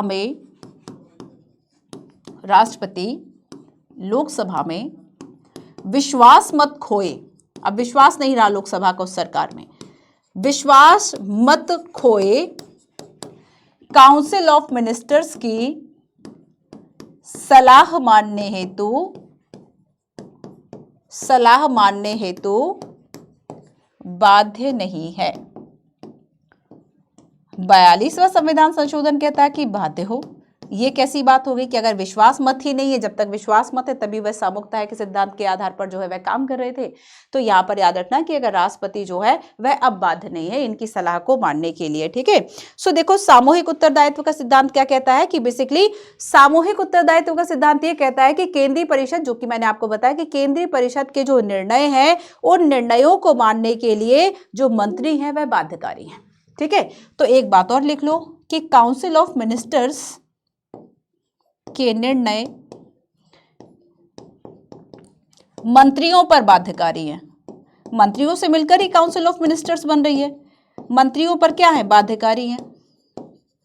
और अगर आपने बात नहीं मानी, आप इस्तीफा देके चले जाओ, कोई दिक्कत नहीं है, दूसरे को बना लेंगे। तो ये सामूहिक उत्तरदायित्व की जो बात है वह हो गई कि अगर वह असहमत है। अब देखो इस प्रैक्टिस को कहीं कहीं अच्छा नहीं माना जाता, उसमें कहा जाता है कि भाई ये तो लोकतंत्र नहीं है। हो भी सकता है असहमत हो और असहमति दिखाना बिल्कुल है, जैसे कि मैंने लास्ट भी आपसे कहा कि भाई लोकतंत्र में आंदोलन डेफिनेटली होना चाहिए। यूपीएससी ने यहाँ से क्वेश्चन पूछा कि क्या लोकतंत्र में आंदोलन का होना लोकतंत्र को कमजोर करता है? नहीं, ये लोकतंत्र को कमजोर नहीं करता। जैसे कि जब आपातकाल लागू हुआ था इस देश में, तब ये पता चल गया था कि संविधान में जो मौलिक अधिकार दिए गए हैं लोग उसमें खूब विश्वास करते हैं और कहीं ना कहीं हम अपने अधिकारों को लेकर काफी सजग भी है। इंदिरा गांधी जो इतनी लोकप्रिय नेता थी उनको फिर बाद में लोगों ने वोट ही नहीं किया। जहां 300-400 सीट लेके आ रहे थे वहां पे 150 पे सिमट गई बिकॉज ऑफ आपातकाल। तो लोगों ने क्या किया, लोग उसके लिए वो थे, सजग थे, अवेयर थे। तो यहां पर इतने आसान नहीं होता लोकतंत्र को हटाना। लेकिन आप कह रहे हो कि भाई सरकार, लोकतंत्र में सरकार है पर सरकार में लोकतंत्र नहीं है। इस बात को लेकर कहा जाता है कि अगर मान लो कोई एक मंत्री ऐसा है जो कि कह रहा है कि हमें इससे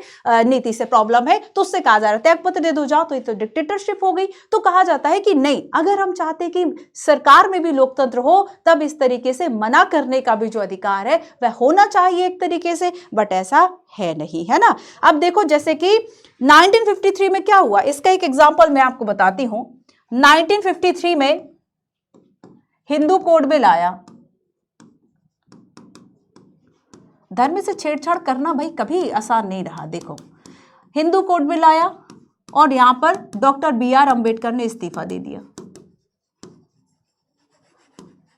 तो यहां पर क्या है कि बेसिकली आप देखो कि यहां पर अगर वह इस हिंदू कोड बिल आया, पूरा केंद्रीय मंत्रिपरिषद मान लीजिए माना हुआ था, लेकिन यहां पर जो डॉक्टर अंबेडकर थे उन्होंने इस बात को नहीं माना और उन्होंने क्या किया, इस्तीफा दे दिया। तो यहां पर कई इस तरह के, इसके अलावा CD देशमुख थे, राज्यों के पुनर्गठन जो हुआ था, जैसे 1956 की हम बात करते हैं फजल अली आयोग के आधार पर हुआ था, तो राज्यों के पुनर्गठन की नीति को लेकर भी उनमें कुछ मतभेद था तो उन्होंने ही इस्तीफा दे दिया। केंद्रीय मंत्रिपरिषद अपनी नीतियों को क्यों चेंज करेगा भाई, वो नहीं कर रहा है चेंज। तो चाहे डॉक्टर अंबेडकर चाहे देशमुख हो, उन्होंने क्या किया, नीति से इस्तीफा दे दिया। अच्छा, इसके अलावा देखो आरिफ मोहम्मद, मुस्लिम महिला जो अधिनियम आया था 1986 में, उसके विरोध में उन्होंने त्यागपत्र दे दिया था। तो अगर नीतियां नहीं पसंद आ रही हैं तो त्यागपत्र दे दो, नीतियों को बदला जाना इतना आसान नहीं होता। So that is called collective responsibility, that is called सामूहिक उत्तरदायित्व का सिद्धांत, कि सभी मंत्री सभी कार्य के लिए लोकसभा के प्रति संयुक्त जिम्मेदार होंगे और केंद्रीय मंत्रिपरिषद की नीतियों को मंत्रियों को मानना होगा। नहीं मान रहे हो, you have only two choice, एक तो रिजाइन कर दो, दूसरा सहमत हो जाओ, तीसरा कुछ है ही नहीं ऑप्शन। ठीक है, क्लियर है इतना। सो ये सामूहिक उत्तरदायित्व का सिद्धांत है। आगे व्यक्तिगत उत्तरदायित्व की बात करेंगे। ये पूरा 1 है, कंफ्यूज मत हो जाना, है ना। ये यहां पर सारा कुछ हमने 1 के बारे में डिसाइड किया। अब 2 और 3 आगे चलते हैं। अब देखो सामूहिक उत्तरदायित्व हो गया, ठीक है। अब व्यक्तिगत उत्तरदायित्व की बात करेंगे।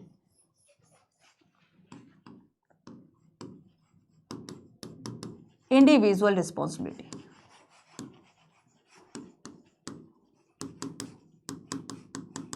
बड़ी स्पेलिंग है, चलो ठीक है। इंडिविजुअल रिस्पॉन्सिबिलिटी, अब देखो इसमें आपको याद रखना है कि जैसे कि आर्टिकल 75 में व्यक्तिगत उत्तरदायित्व की बात की गई है ना, आर्टिकल 75 में। और आर्टिकल 75 कैसे कहता है, क्या कहता है आर्टिकल 75? अरे हम पढ़ तो चुके हैं अभी तक। आर्टिकल 75 ये कहता है कि चाहे PM हो चाहे मंत्री हो, PM व मंत्री, इनकी नियुक्ति कौन कर रहा है? इनकी नियुक्ति राष्ट्रपति कर रहे हैं। अगर राष्ट्रपति नियुक्ति कर रहे हैं, ये राष्ट्रपति के प्रसाद पर्यंत है। इसका मतलब क्या है कि ये बेसिकली व्यक्तिगत रूप से राष्ट्रपति के प्रति उत्तरदायी है ना। व्यक्तिगत रूप से ये लोग राष्ट्रपति के प्रति उत्तरदायी हैं, ये बात याद रखना। सामूहिक रूप से आप लोकसभा के प्रति उत्तरदायी हैं, बट इंडिविजुअल रिस्पॉन्सिबिलिटी जो है वो आपकी प्रेसिडेंट के लिए बनती है। जो मंत्री हैं वो राष्ट्रपति के प्रसाद पर्यंत ही अपने पद पर कार्य करेंगे, ठीक है। अच्छा, हमने ये देखा कि राष्ट्रपति किसी मंत्री को उस समय भी हटा सकता है जब लोकसभा में विश्वास मत प्राप्त है, लेकिन हाँ वो प्रधानमंत्री की सलाह पर, है ना। तो राष्ट्रपति हटा तो सकते हैं, लेकिन कब?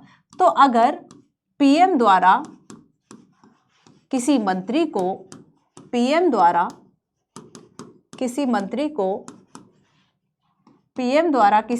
को हटाने की सिफारिश की जाए, हटाने की सिफारिश पर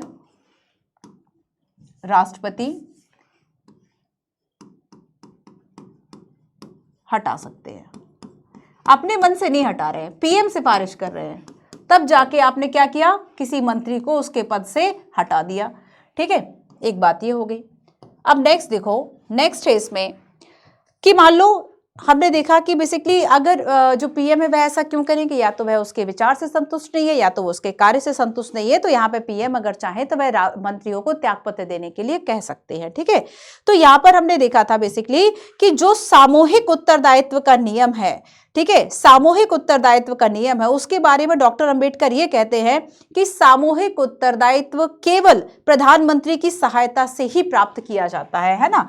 तो इसमें डॉक्टर बी आर अम्बेडकर का क्या कहना है? बी आर अम्बेडकर ने ये कहा, डॉक्टर बी आर अम्बेडकर के द्वारा ये कहा कि सामूहिकता का सिद्धांत,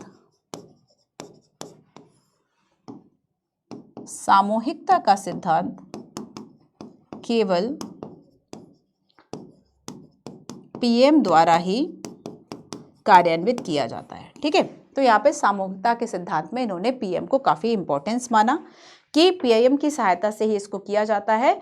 तो ठीक है, क्लियर है। सो ये क्या हो गया? व्यक्तिगत उत्तरदायित्व की बात हो गई। अब आता है व्यक्तिगत उत्तरदायित्व के बाद अब आता है लीगल रिस्पॉन्सिबिलिटी। लीगल रिस्पॉन्सिबिलिटी, कोई विधिक उत्तरदायित्व नहीं। ठीक है, अब देखो, कोई विधिक उत्तरदायित्व नहीं, इसका मतलब क्या है? अब थोड़ी सी तुलना ब्रिटेन से करेंगे। विधिक उत्तरदायित्व नहीं, अगर नीतियां आप गलत बना रहे हो, अगर नीतियां आप गलत बना रहे हो तब फिर उसका उत्तरदायित्व किस पे है ना। विधिक उत्तरदायित्व, लीगल जो रिस्पॉन्सिबिलिटी है वह है या फिर नहीं है, तो याद रखना कि बेसिकली ब्रिटेन में अगर हम कहें नो लीगल रिस्पॉन्सिबिलिटी,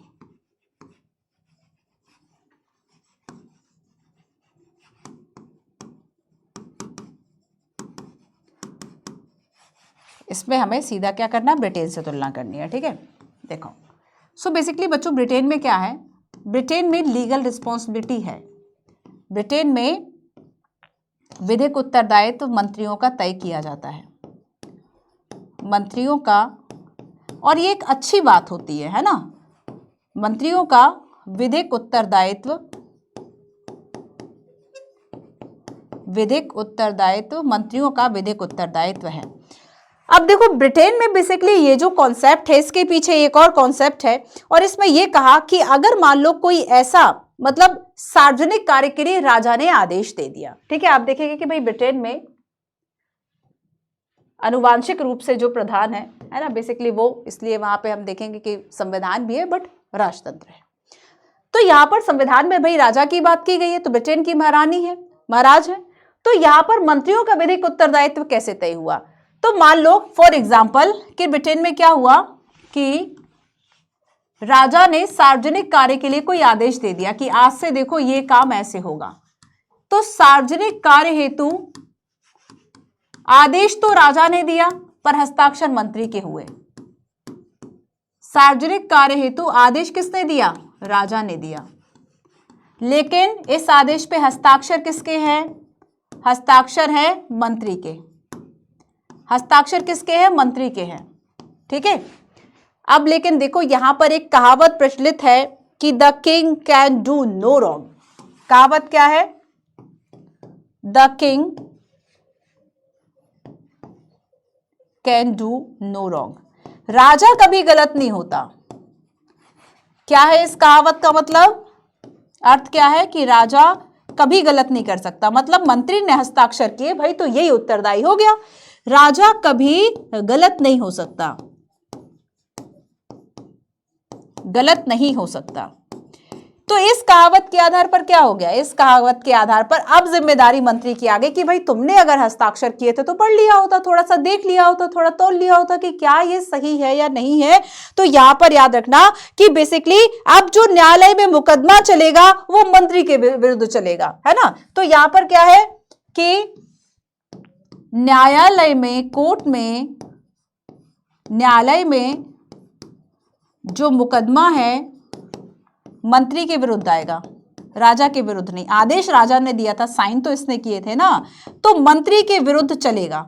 हमारे यहाँ तो ऐसा नहीं होता कि नीति जो है वह कानून का उल्लंघन करे या गलत है तो किसी मंत्री को कटघरे में खड़ा कर दिया होगा, नहीं होता ऐसा। ये बहुत अच्छी प्रैक्टिस होनी चाहिए, है ना। तो यहाँ पर क्या है कि मंत्री के विरुद्ध आगे, इसका मतलब क्या है बच्चों? इसका मतलब यही तो है कि इसकी लीगल रिस्पॉन्सिबिलिटी भी है। इसकी लीगल रिस्पॉन्सिबिलिटी भी है ना। तो ये ब्रिटेन की ही बात हो रही है। अब चलो आओ थोड़ी सी इंडिया की बात कर ले कि अगर अब हम यही भारत के संदर्भ में देखें तो भारत के संदर्भ में क्या है, क्या मंत्रियों का कोई विधिक उत्तरदायित्व बनता है? तो याद रखना कि संविधान में किसी भी मंत्री के लिए किसी भी प्रकार की कोई विधिक जिम्मेदारी नहीं है। किसी भी मंत्री के लिए किसी भी मंत्री हेतु कोई विधिक जिम्मेदारी नहीं है, कोई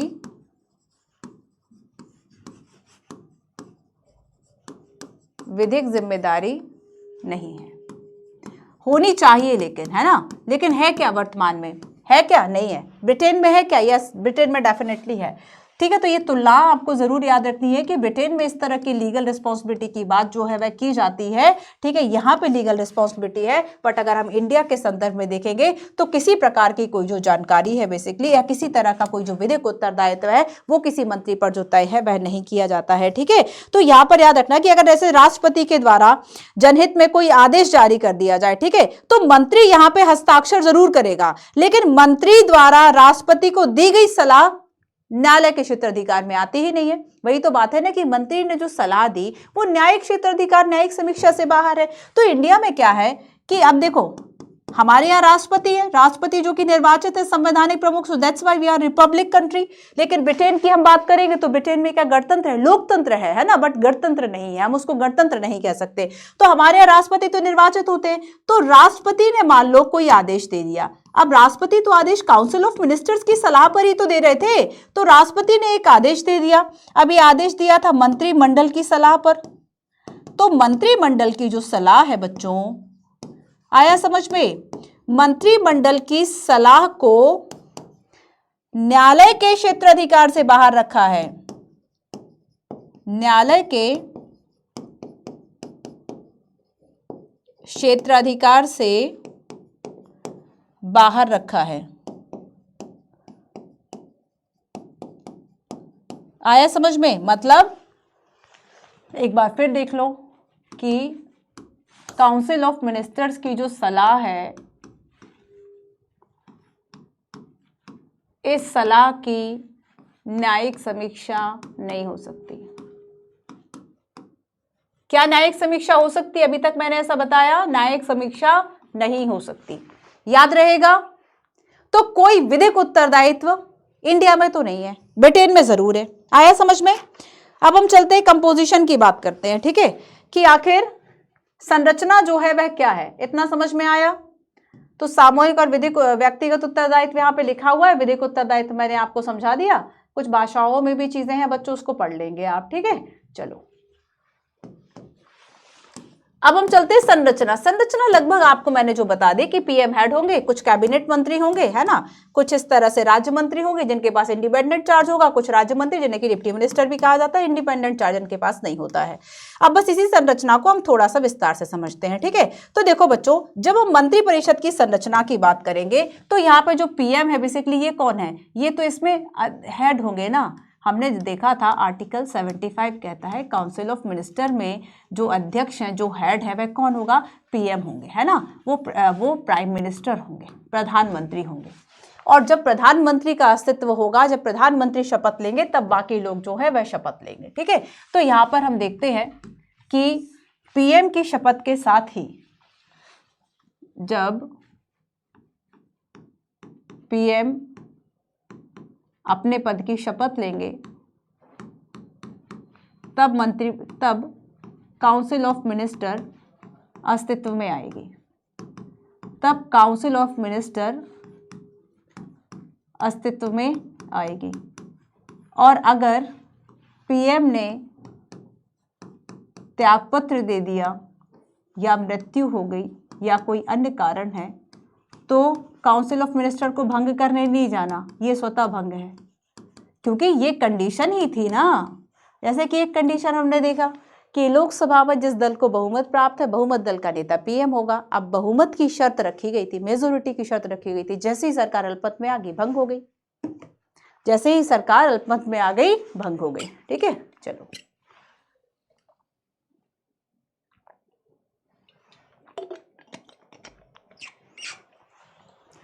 अब बेसिकली हम देखो, जब संरचना की बात करेंगे तो हम बेसिकली मंत्री परिषद में मंत्रियों की 3 श्रेणी रखते हैं। एक कैबिनेट, दूसरा राज्य, तीसरा उप मंत्री। ठीक है, एक होंगे कैबिनेट मंत्री, ठीक है, दूसरे होंगे राज्य मंत्री, तीसरे होंगे उप मंत्री। 3 श्रेणियां बेसिकली याद रखना, ये श्रेणी है, इसमें ऐसे वर्गीकरण नहीं किया गया। वर्गीकरण में और श्रेणी बनाने में थोड़ा सा फर्क होता है। यूपीएससी ने क्वेश्चन पूछा था कि 3 भागों में वर्गीकृत किया गया है, वर्गीकृत नहीं किया गया है, श्रेणियां बनाई गई हैं। ठीक है, तो श्रेणी और वर्गीकरण में थोड़ा सा डिफरेंस होगा बच्चों। तो कैबिनेट मंत्री क्या होंगे? जिनके पास प्रमुख मंत्रालय होंगे, जैसे कि हमने देखा वित्त मंत्रालय, रेल मंत्रालय। तो जो प्रमुख मंत्रालय होंगे, ठीक है, प्रमुख मंत्रालय होंगे, उन्हें क्या कहेंगे? कैबिनेट। ये ज्यादा इंपॉर्टेंट होंगे। कैबिनेट मिनिस्टर्स जो हैं वह ज्यादा इंपॉर्टेंट होंगे। इनके बीच का जो अंतर है वह पदक्रम का होगा, श्रेणियों का होगा, वेतन का होगा, कुछ राजनीतिक महत्व का होगा। सभी मंत्रियों के प्रमुख के रूप में प्रधानमंत्री है, जो सरकार के उच्चतम कार्यकारी हैं, है ना। तो यहां पर देखो, हमने देखा कि उप प्रधानमंत्री तो कई बार आ जाते हैं, बट जो उप प्रधानमंत्री है वो राजनीतिक कारणों से संविधान में वर्णन नहीं मिलता। राजनीतिक कारणों से, कई बार राजनीतिक कारणों से, जैसे कि हमने देखा कि भाई जिस वक्त हमारा जो हमारे पहले प्रधानमंत्री थे, उस वक्त कुछ लोगों का ये भी मानना था कि जो सरदार वल्लभ भाई पटेल है उन्हें प्रधानमंत्री बनना चाहिए। ठीक है, अब गांधी जी चाहते थे जिसको, वो बन गए डेफिनेटली। तो यहां पर हम देखेंगे कि बेसिकली कि उस वक्त हमने देखा कि भाई राजनीतिक कारणों से बहुत ज्यादा इस बात की डिमांड थी, तो हमें उप प्रधानमंत्री कौन बनाना पड़ा? सरदार वल्लभ भाई पटेल उप प्रधानमंत्री के रूप में थे। तो यहां पर देखो कि उप प्रधानमंत्री राजनीतिक कारणों से होंगे, है ना। जब होंगे, अगर हैं तो ये भी मंत्रिपरिषद में शामिल होंगे। इसके अलावा हम दूसरी श्रेणी जो देखेंगे वह देखेंगे, हमने देखा कि जो कैबिनेट मंत्री है इनके पास प्रमुख मिनिस्ट्री होंगे। मैं आपको दिखा चुकी, जैसे कि रक्षा, वित्त, विदेश और अन्य मंत्रालय। जैसे कि रक्षा, विदेश, वित्त, ठीक है, इस तरह के जो मुख्य ये मंत्रालय है ना, ये इनके पास होंगे, उनको कहा जाएगा कैबिनेट। और सबसे ज्यादा इंपॉर्टेंट यही होंगे। अब देख, कैबिनेट की बैठक हुई तो सभी की बैठक नहीं होगी, मंत्रिपरिषद की बैठक नहीं हो रही। जब कैबिनेट मीटिंग कहा जा रहा है कि कैबिनेट मीटिंग आई है, इंपॉर्टेंट रूप से कैबिनेट, वो कैबिनेट बैठक जो प्रमुख फैसले लेगी, ये कैबिनेट क्या करेगी? बेसिकली इसे ही तो हम कह रहे थे कि ये नीतियों का चुंबक है ना, ये नीतियों का चुंबक है। हमें ये कैबिनेट के बारे में ही कह रहे थे कि कैबिनेट की जो भूमिका है वह बहुत इंपॉर्टेंट है, कि राज्य रूपी जहाज का ये एक तरह से स्टीयरिंग व्हील है ना। तो स्टीयरिंग है, जैसे कि आप गाड़ी में देखेंगे कि गाड़ी में स्टीयरिंग होती है, आप उससे जो है वह गाड़ी को पूरी चला रहे होते हैं। तो वो स्टीयरिंग के रूप में काम यहाँ पे कौन कर रहा है? कैबिनेट मिनिस्टर कर रहे हैं। इसलिए से मैग्नेट ऑफ द पॉलिसी भी कहा जाता है। Magnet of policy, magnet of policy, ये कैबिनेट को कहा जाता है, क्योंकि कैबिनेट में इंपॉर्टेंट मंत्रालय के मिनिस्टर्स हैं, इनकी सहायता से जो पीएम है वह डिसीजन ले लेते हैं। अब हम देखेंगे कि नीति निर्धारण में ये बहुत इंपॉर्टेंट है। अब दूसरे तरह के जो मंत्री हैं वो राज्य मंत्री हैं। राज्य मंत्री जिनके पास स्वतंत्र प्रभार होता है, इंडिपेंडेंट चार्जेस होता है ना। राज्य मंत्री जिनके पास क्या होता है? इंपॉर्टेंट चार्जेस होता है, और ये बेसिकली कैबिनेट मंत्रियों के सहयोगी के रूप में कार्य करेंगे। ये कैबिनेट मंत्रियों के सहयोगी के रूप में भी कार्य करेंगे। ठीक है, इसके अलावा इन्हें देखो कुछ अलग से ऐसे जो विभाग है उनका प्रभार भी दे दिया जाता है। ठीक है, कोई विशेष कार्य जो है वह भी डेफिनेटली इनको सौंपा जाता है। लेकिन ये किसी भी तरह का काम करें, ये जो भी काम करेंगे वह कैबिनेट मिनिस्टर्स की देखरेख में ही ये जो काम है वह करते हैं। हालांकि याद रखना कि ये कैबिनेट के सदस्य नहीं होते। जो राज्य मंत्री होंगे जिनके पास स्वतंत्र प्रभार है, ये कैबिनेट के सदस्य नहीं होंगे। पर अगर ऐसा लगता है कि, और बैठकों में भी भाग नहीं लेंगे, हाँ अगर बुलाया जाएगा केवल तभी जा सकते हैं। ठीक है, अगर कोई विशेष कार्य के लिए आमंत्रित है उसी कार्य के लिए बेसिकली जा सकते हैं। तो ये बेसिकली याद रखना कि कैबिनेट की बैठक में हिस्सा नहीं लेंगे, बैठकों में हिस्सा नहीं लेंगे। ठीक है, अब चलते हैं तीसरी श्रेणी की तरफ, जो कि उप मंत्री की है, डिप्टी मिनिस्टर्स। अब ये डिप्टी मिनिस्टर्स क्या कर रहे हैं? डिप्टी मिनिस्टर्स का मेन काम जो है वह क्या होगा? अगर हम हायरार्की देखें तो हायरार्की में सबसे ऊपर जो है वह पीएम, उसके बाद कैबिनेट है, उसके बाद राज्य मंत्री स्वतंत्र प्रभार वाले, और फिर सबसे लास्ट में जो है वह उप मंत्री है, डिप्टी मिनिस्टर्स हैं। और देखो इसमें याद रखना कि ये कैबिनेट और राज्य मंत्रियों के जो प्रशासनिक, राजनीतिक और संसदीय कार्य हैं, जो प्रशासनिक, राजनीतिक और राजनीतिक व संसदीय कार्य, ये उसकी सहायता के लिए होते हैं। इनके लिए क्या है? सहायता हेतु होते हैं। बाकी दोनों मंत्रियों के लिए, चाहे कैबिनेट हो या फिर राज्य मंत्री हो, इनकी सहायता के लिए बेसिकली जो काम है वह करेंगे। ठीक है, क्लियर? अब देखो एक और श्रेणी जिसे कि संसदीय सचिव के रूप में भी जानते हैं, संसदीय सचिव भी होते हैं लेकिन वे मंत्री परिषद का हिस्सा नहीं होते। संसदीय सचिव की जो नियुक्ति है वह पीएम के द्वारा की जाती है। इसमें केवल इतनी ही जानकारी बहुत है। अब हम एक बार जो चर्चा है वह कर लेते हैं कि जब हम मंत्री परिषद की बात करेंगे और जब हम मंत्रिमंडल की बात करेंगे, इन दोनों में आखिर जो डिफरेंस है बेसिकली वह क्या है? काउंसिल ऑफ मिनिस्टर्स और कैबिनेट, इन दोनों में क्या डिफरेंस है उसको हम समझ लेते हैं। ठीक है, चलो तो थोड़ी सी चर्चा हम करते हैं कि आप देखो जब हम मंत्रिमंडल की बात करेंगे तो मंत्रिमंडल में कौन शामिल होगा? प्रधानमंत्री है, ठीक है, कैबिनेट मंत्री हैं, और अगर उप प्रधानमंत्री है राजनीतिक कारणों से तो ये भी इसका हिस्सा होंगे। सो अब हम मंत्री परिषद और मंत्रिमंडल की बात करेंगे। मंत्री परिषद और मंत्रिमंडल, काउंसिल ऑफ मिनिस्टर्स,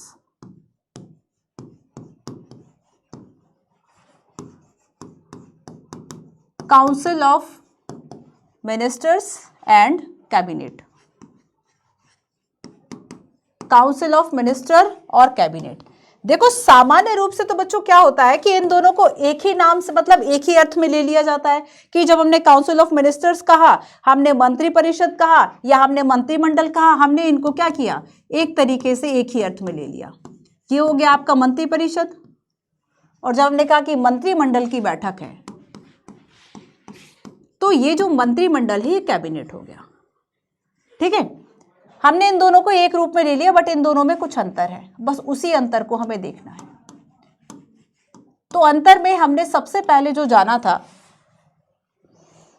कि अगर हम काउंसिल ऑफ मिनिस्टर्स की बात करेंगे तो ये बेसिकली देखो ये काउंसिल ऑफ मिनिस्टर्स पूरा हो गया जिसके अंदर कैबिनेट भी आ गया है ना।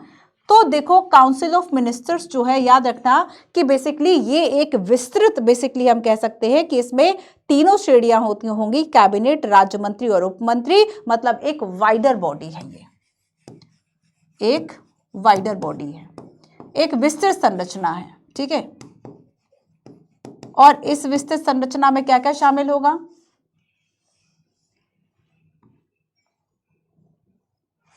इस विस्तृत संरचना में शामिल होगा कैबिनेट, राज्य मंत्री और उप मंत्री। कैबिनेट, राज्य मंत्री और उप मंत्री। आया समझ में कि ये एक वाइडर बॉडी है।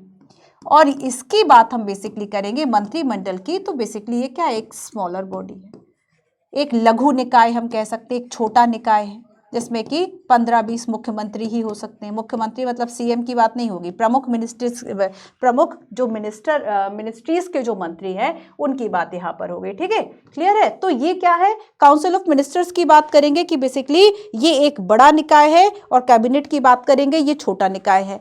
ठीक है, ये क्या है? ये छोटा निकाय है, ये बड़ा निकाय है, ये छोटा निकाय है, और यहाँ पर इसमें तीनों मंत्री शामिल होंगे। और कैबिनेट की बात करेंगे तो कैबिनेट में क्या है?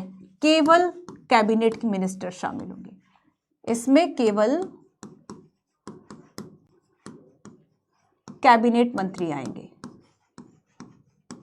लेकिन ज्यादा इंपॉर्टेंट क्या होगा? ज्यादा इंपॉर्टेंट जो शक्तियां हैं वह किसके पास होंगी? वो मंत्रिमंडल के पास होंगी। ठीक है, तो यहां पर देखो कि सरकारी कार्यों के लिए ये एक साथ बैठक नहीं करते, इनका कोई सामूहिक कार्य नहीं होता है ना।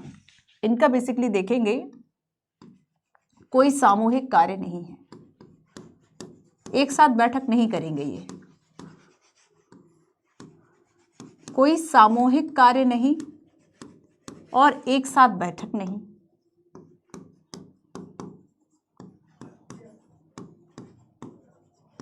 ठीक है, लेकिन जब हम कैबिनेट की बात करेंगे इनका सामूहिक कार्य है, तभी तो मैग्नेट कह रहे थे पॉलिसी का, है ना। इनका सामूहिक कार्य है व बैठक करेंगे, ठीक है, या ये जो सामूहिक रूप से बैठक है वह करेंगे। नेक्स्ट देखो कि ये शक्तियां बेसिकली काउंसिल ऑफ मिनिस्टर्स को प्राप्त हैं, बट शक्तियां केवल कागज में हैं, शक्तियां केवल कागज में हैं, मतलब वास्तव में नहीं है। और यहां पर आप देखेंगे कि जो काउंसिल ऑफ मिनिस्टर है इसके पास जो पावर है वह वास्तव में है, वास्तव में शक्तियां हैं, केवल कागजों में नहीं है। अगर कोई बैठक, कोई निर्णय लिया जा रहा है तो वहां पे कैबिनेट की बैठक होगी, ना कि काउंसिल ऑफ मिनिस्टर्स की जो बैठक है वह होगी, ठीक है। तो यहां पर देखो ये क्या कार्य करेगा, काउंसिल ऑफ मिनिस्टर्स के जो कार्य है वो कैबिनेट बताएगा। काउंसिल ऑफ मिनिस्टर्स के कार्यों का निर्धारण कैबिनेट करेगा,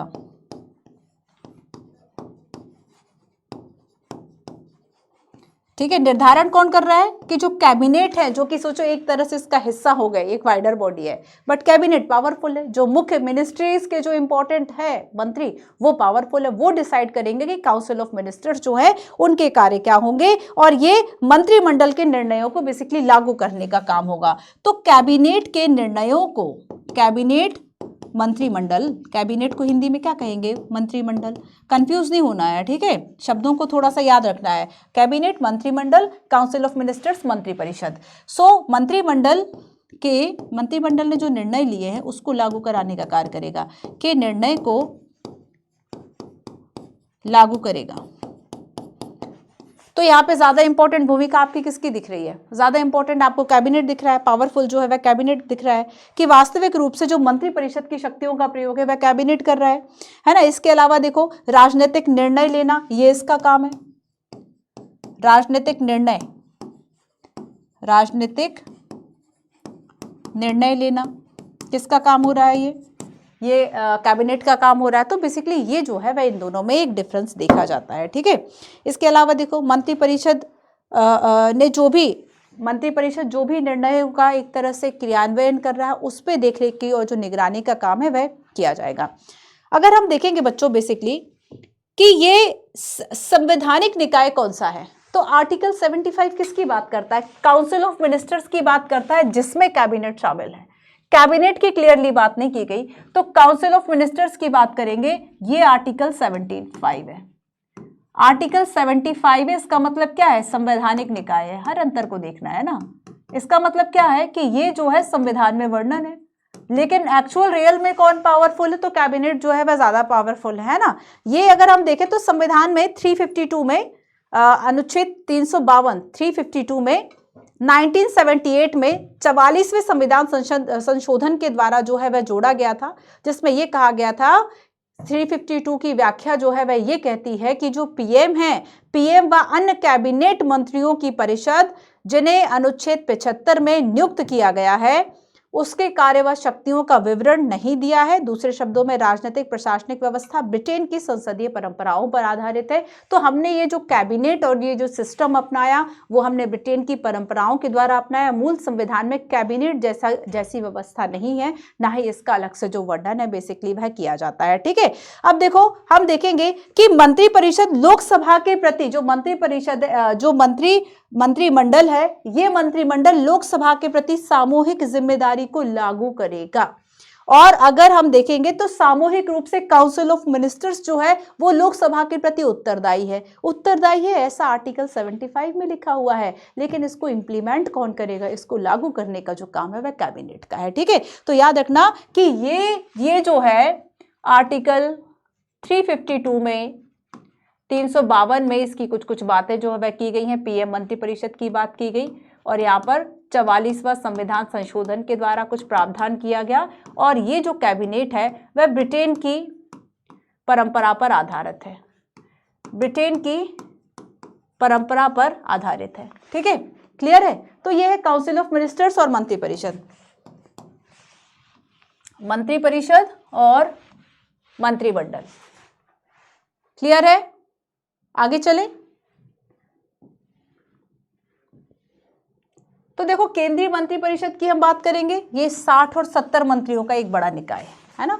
60 और 70 मंत्रियों का बड़ा निकाय है, लेकिन जब हम कैबिनेट की बात करेंगे इसमें लगभग 15 से 20 मंत्री होंगे, केवल कैबिनेट मंत्री होंगे। और ये मंत्रिमंडल के सदस्य संसद के सदस्य होते हैं। और ऐसी बात पूछी गई है यूपीएससी 2013 में, है ना, कि केवल कैबिनेट मंत्री इसमें जो वह बेसिकली वह शामिल होंगे। और जो 44वां संविधान संशोधन है इसमें 1978 में 352 के अंतर्गत इसको बेसिकली जो शामिल है वह किया गया था। ठीक है, तो मंत्रिपरिषद बनाम मंत्रिमंडल आपका हो चुका है। अब आगे चलेंगे और मंत्रिमंडल की थोड़ी सी भूमिका की बात करेंगे। ठीक है, अब देखो भूमिका क्या होगी। मंत्रिमंडल, यहाँ पे कैबिनेट की बात हो रही है। कैबिनेट आप समझ तो गए कि भाई कैबिनेट हम किसकी बात कर रहे हैं, मतलब मंत्रिमंडल, मंत्री परिषद की बात नहीं हो रही है ना, मंत्रिमंडल की बात हो रही है। मतलब यहाँ पर जो चर्चा है बच्चों ये कैबिनेट की होगी। और ये जो कैबिनेट प्रणाली है ये हमने कहाँ से अपनाई, ये जैसे ब्रिटेन की प्रणाली है हमने उसी आधार पर इसको बाद में जो है वह स्थापित किया। मूल संविधान में इसकी चर्चा नहीं की गई है। मूल संविधान में जो चर्चा है वो मंत्री परिषद की है, सेंट्रल काउंसिल ऑफ मिनिस्टर्स की है, जिसमें कि लगभग 60-70 जो मंत्री है वे शामिल होते हैं। मंत्रिमंडल की बात करें मतलब 15-20 जो इंपॉर्टेंट मंत्रालय के प्रमुख है उनकी बात कर रहे हैं। अब देखो इसकी भूमिका में ये कहा कि यही जो है वह सारे डिसीजन लेगी, तो उच्चतम निर्णय लेने वाली संस्था है, इसलिए इसको मैग्नेट ऑफ पॉलिसी कहा। इसलिए इसको क्या कहा, मैग्नेट ऑफ पॉलिसी।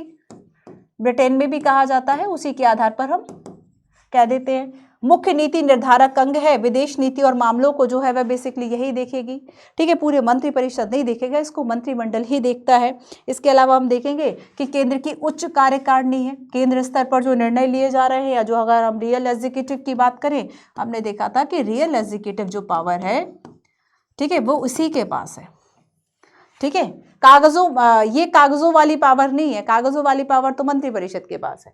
ठीक है, ये एक समन्वयकर्ता के रूप में कार्य करेगा सभी मंत्रालयों के बीच में, बाकी मंत्रियों के बीच में। राष्ट्रपति की सलाहकारी संस्था और इसका परामर्श बाध्यकारी है। और बाध्यकारी होना 42वां संविधान संशोधन 1976 द्वारा तय किया गया। विधायी और वित्तीय मामलों से निपटती है, चाहे विधान को बनाने का मामला हो या फिर वित्त के लेन देन, किसी तरीके का जो भी मामला हो, ये सारी चीजें जो कैबिनेट है वह गठन करेगा। ठीक है, और इसलिए इसे core of the British constitutional system कहा जाता है। Core of the British constitutional system. अब देखो कोर ऑफ द, कि इसकी जब हम भूमिका की बात करेंगे ना, हाँ एक और इंपॉर्टेंट पॉइंट देख लो, चलो यहां पर ही देख लेते हैं सारी चीजें जो चूंकि यहां पर ही लिखी हुई है, कि देखो हमने बेसिकली कैबिनेट की बात हो रही है ना, मंत्रिमंडल की बात हो रही है, हमने ये भूमिका ब्रिटेन से ली। तो ब्रिटेन के परिप्रेक्ष्य में जो रैमजे मेयर है वह कहते हैं कि राज्य रूपी जहाज का एक स्टीयरिंग व्हील जो है वह यही, गाड़ी किस तरफ जाएगी यही बताएगा। कैबिनेट राजनीतिक वास्तु का बेसिकली आधार है, एक की स्टोन का, पॉलिटिकल आर्च का।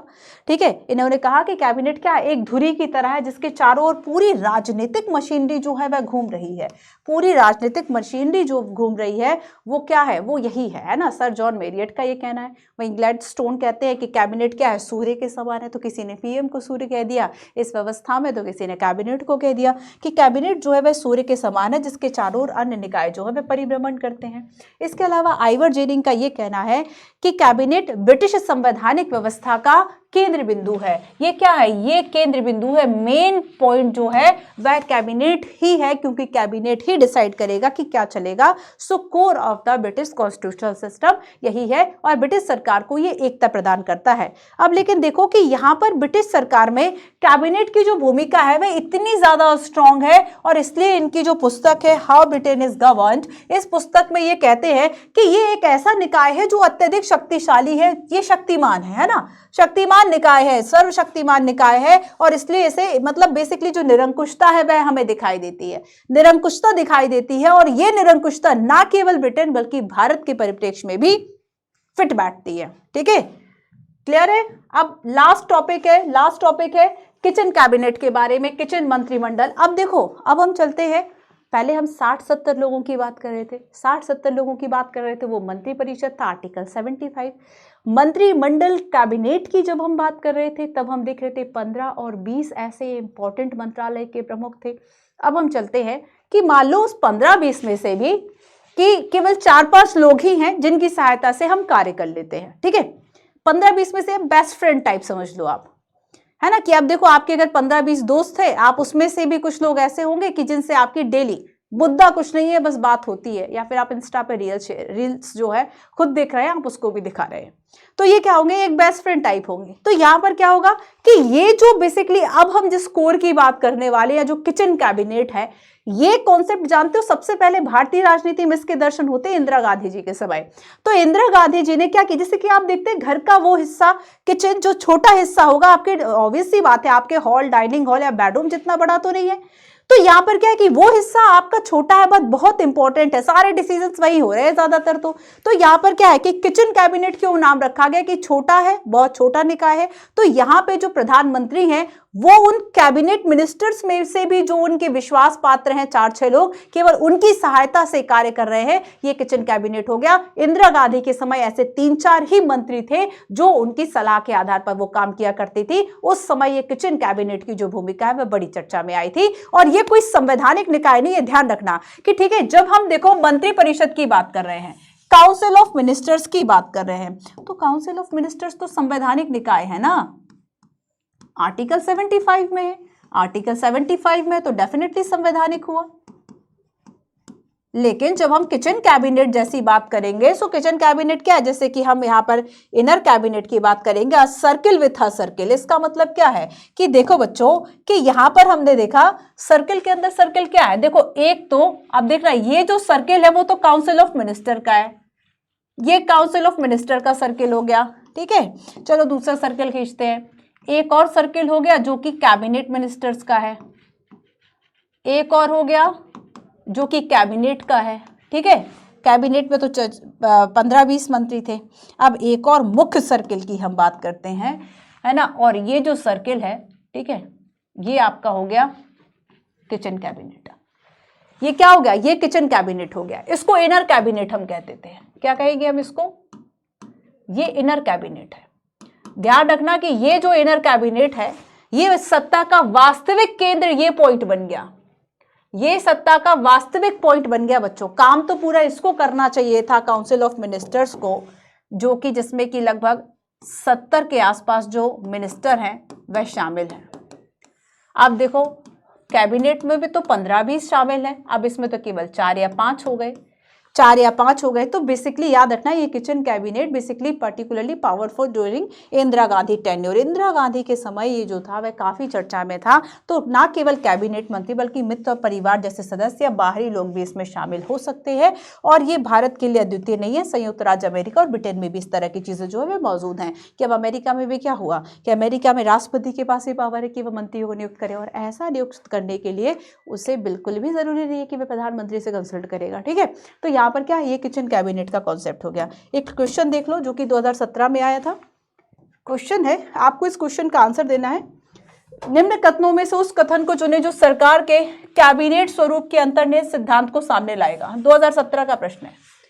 प्रश्न कहता है कि सरकार के खिलाफ आलोचना को कम करने की व्यवस्था जिसकी जिम्मेदारियां जटिल हैं और सभी की संतुष्टि के लिए पूरा करना कठिन है, सरकार की गतिविधियों को तेज करने के लिए एक तंत्र जिसकी जिम्मेदारियां दिन ब दिन बढ़ती जा रही हैं, लोगों के प्रति सरकार की सामूहिक जिम्मेदारी सुनिश्चित करने के लिए संसदीय लोकतंत्र का तंत्र, या ऑप्शन डी सरकार के मुखिया के हाथों को मजबूत करने के लिए एक उपकरण जिसकी लोगों पर पकड़ गिरावट की स्थिति में है। तो यहां पर आपको बताना है, आप ये कमेंट करके बताओगे, मैं इसका आंसर आपको नहीं बताऊंगी, ठीक है। चलो अब देखो, तो आज की क्लास में हमने बात की काउंसिल ऑफ मिनिस्टर्स की, है ना, केंद्रीय मंत्रिपरिषद की, और हमने जाना कि वर्तमान में केंद्रीय मंत्रिपरिषद की बात करेंगे तो शुरू हो रहा है पीएम से, देन फिर कुछ कैबिनेट मिनिस्टर्स की बात होगी। आप समझ गए ना। हो सकता है अब इन कैबिनेट मिनिस्टर्स में भी पीएम के जो खास है वह कौन होगा, जैसे कि हमने कहा चलो अमित शाह है, या निर्मला सीतारमन है, या फिर रक्षा मंत्रालय, या फिर नितिन जयराम गडकरी है, या फिर सुब्रमण्यम जयशंकर। तो ये 5 लोग क्या हो गए, मैं किचन कैबिनेट का कॉन्सेप्ट आपको बता रही हूँ। मान लो इन 5 की सहायता से अगर मोदी जी काम कर रहे हैं, सो ये कैबिनेट नहीं बच्चों, ये किचन कैबिनेट की बात हो गई, ठीक है। तो ये किचन कैबिनेट क्या है, ये एक सर्कल के भीतर सर्कल की जो बात है वह किचन कैबिनेट का हिस्सा हो गया, ठीक है, बेस्ट फ्रेंड वाला कॉन्सेप्ट। तो यहां पर हमने देखा कुछ राज्य मंत्री होंगे जो स्वतंत्र प्रभार वाले होंगे। बेसिकली ये क्या कर रहे थे, ये जो कैबिनेट थे, इन कैबिनेट के जो मंत्री है इनकी सहायता के लिए थे, ठीक है। और राज्य मंत्री बेसिकली क्या कर रहे थे, राज्य मंत्री बाकी अन्य की सहायता के लिए थे, ठीक है। तो central council of minister real executive है, पीएम इसमें पावरफुल है। 74, 75, 77 और 88 की हमने बात की, 91 संविधान संशोधन की बात की, ठीक है। इसके अलावा हमने देखा कि 77 क्या कहता है कि भारत सरकार की जो कार्रवाइयां हैं वो सब राष्ट्रपति के नाम से होंगी, ठीक है। 88 में मंत्रियों के अधिकार, तो 78 में संवैधानिक कर्तव्य पीएम का है इंफॉर्मेशन देना राष्ट्रपति को। मंत्रियों की नियुक्ति की बात की, तो हमने एडवाइस के नेचर की भी बात की कि मंत्रियों के द्वारा जो सलाह दी गई उसकी प्रकृति क्या होगी। कलेक्टिव रिस्पॉन्सिबिलिटी को समझा कि basically they work as a team and swim and sink together, है ना, एक साथ तैरेंगे एक साथ डूब जाएंगे। व्यक्तिगत उत्तरदायित्व में डॉक्टर बी.आर. अम्बेडकर की हमने बात की कि सामूहिकता के सिद्धांत की बात करते हैं, केवल पीएम के द्वारा लागू। और इसके अलावा हमने जाना बाकी कॉन्सेप्ट की व्यक्तिगत उत्तरदायित्व राष्ट्रपति के प्रति है।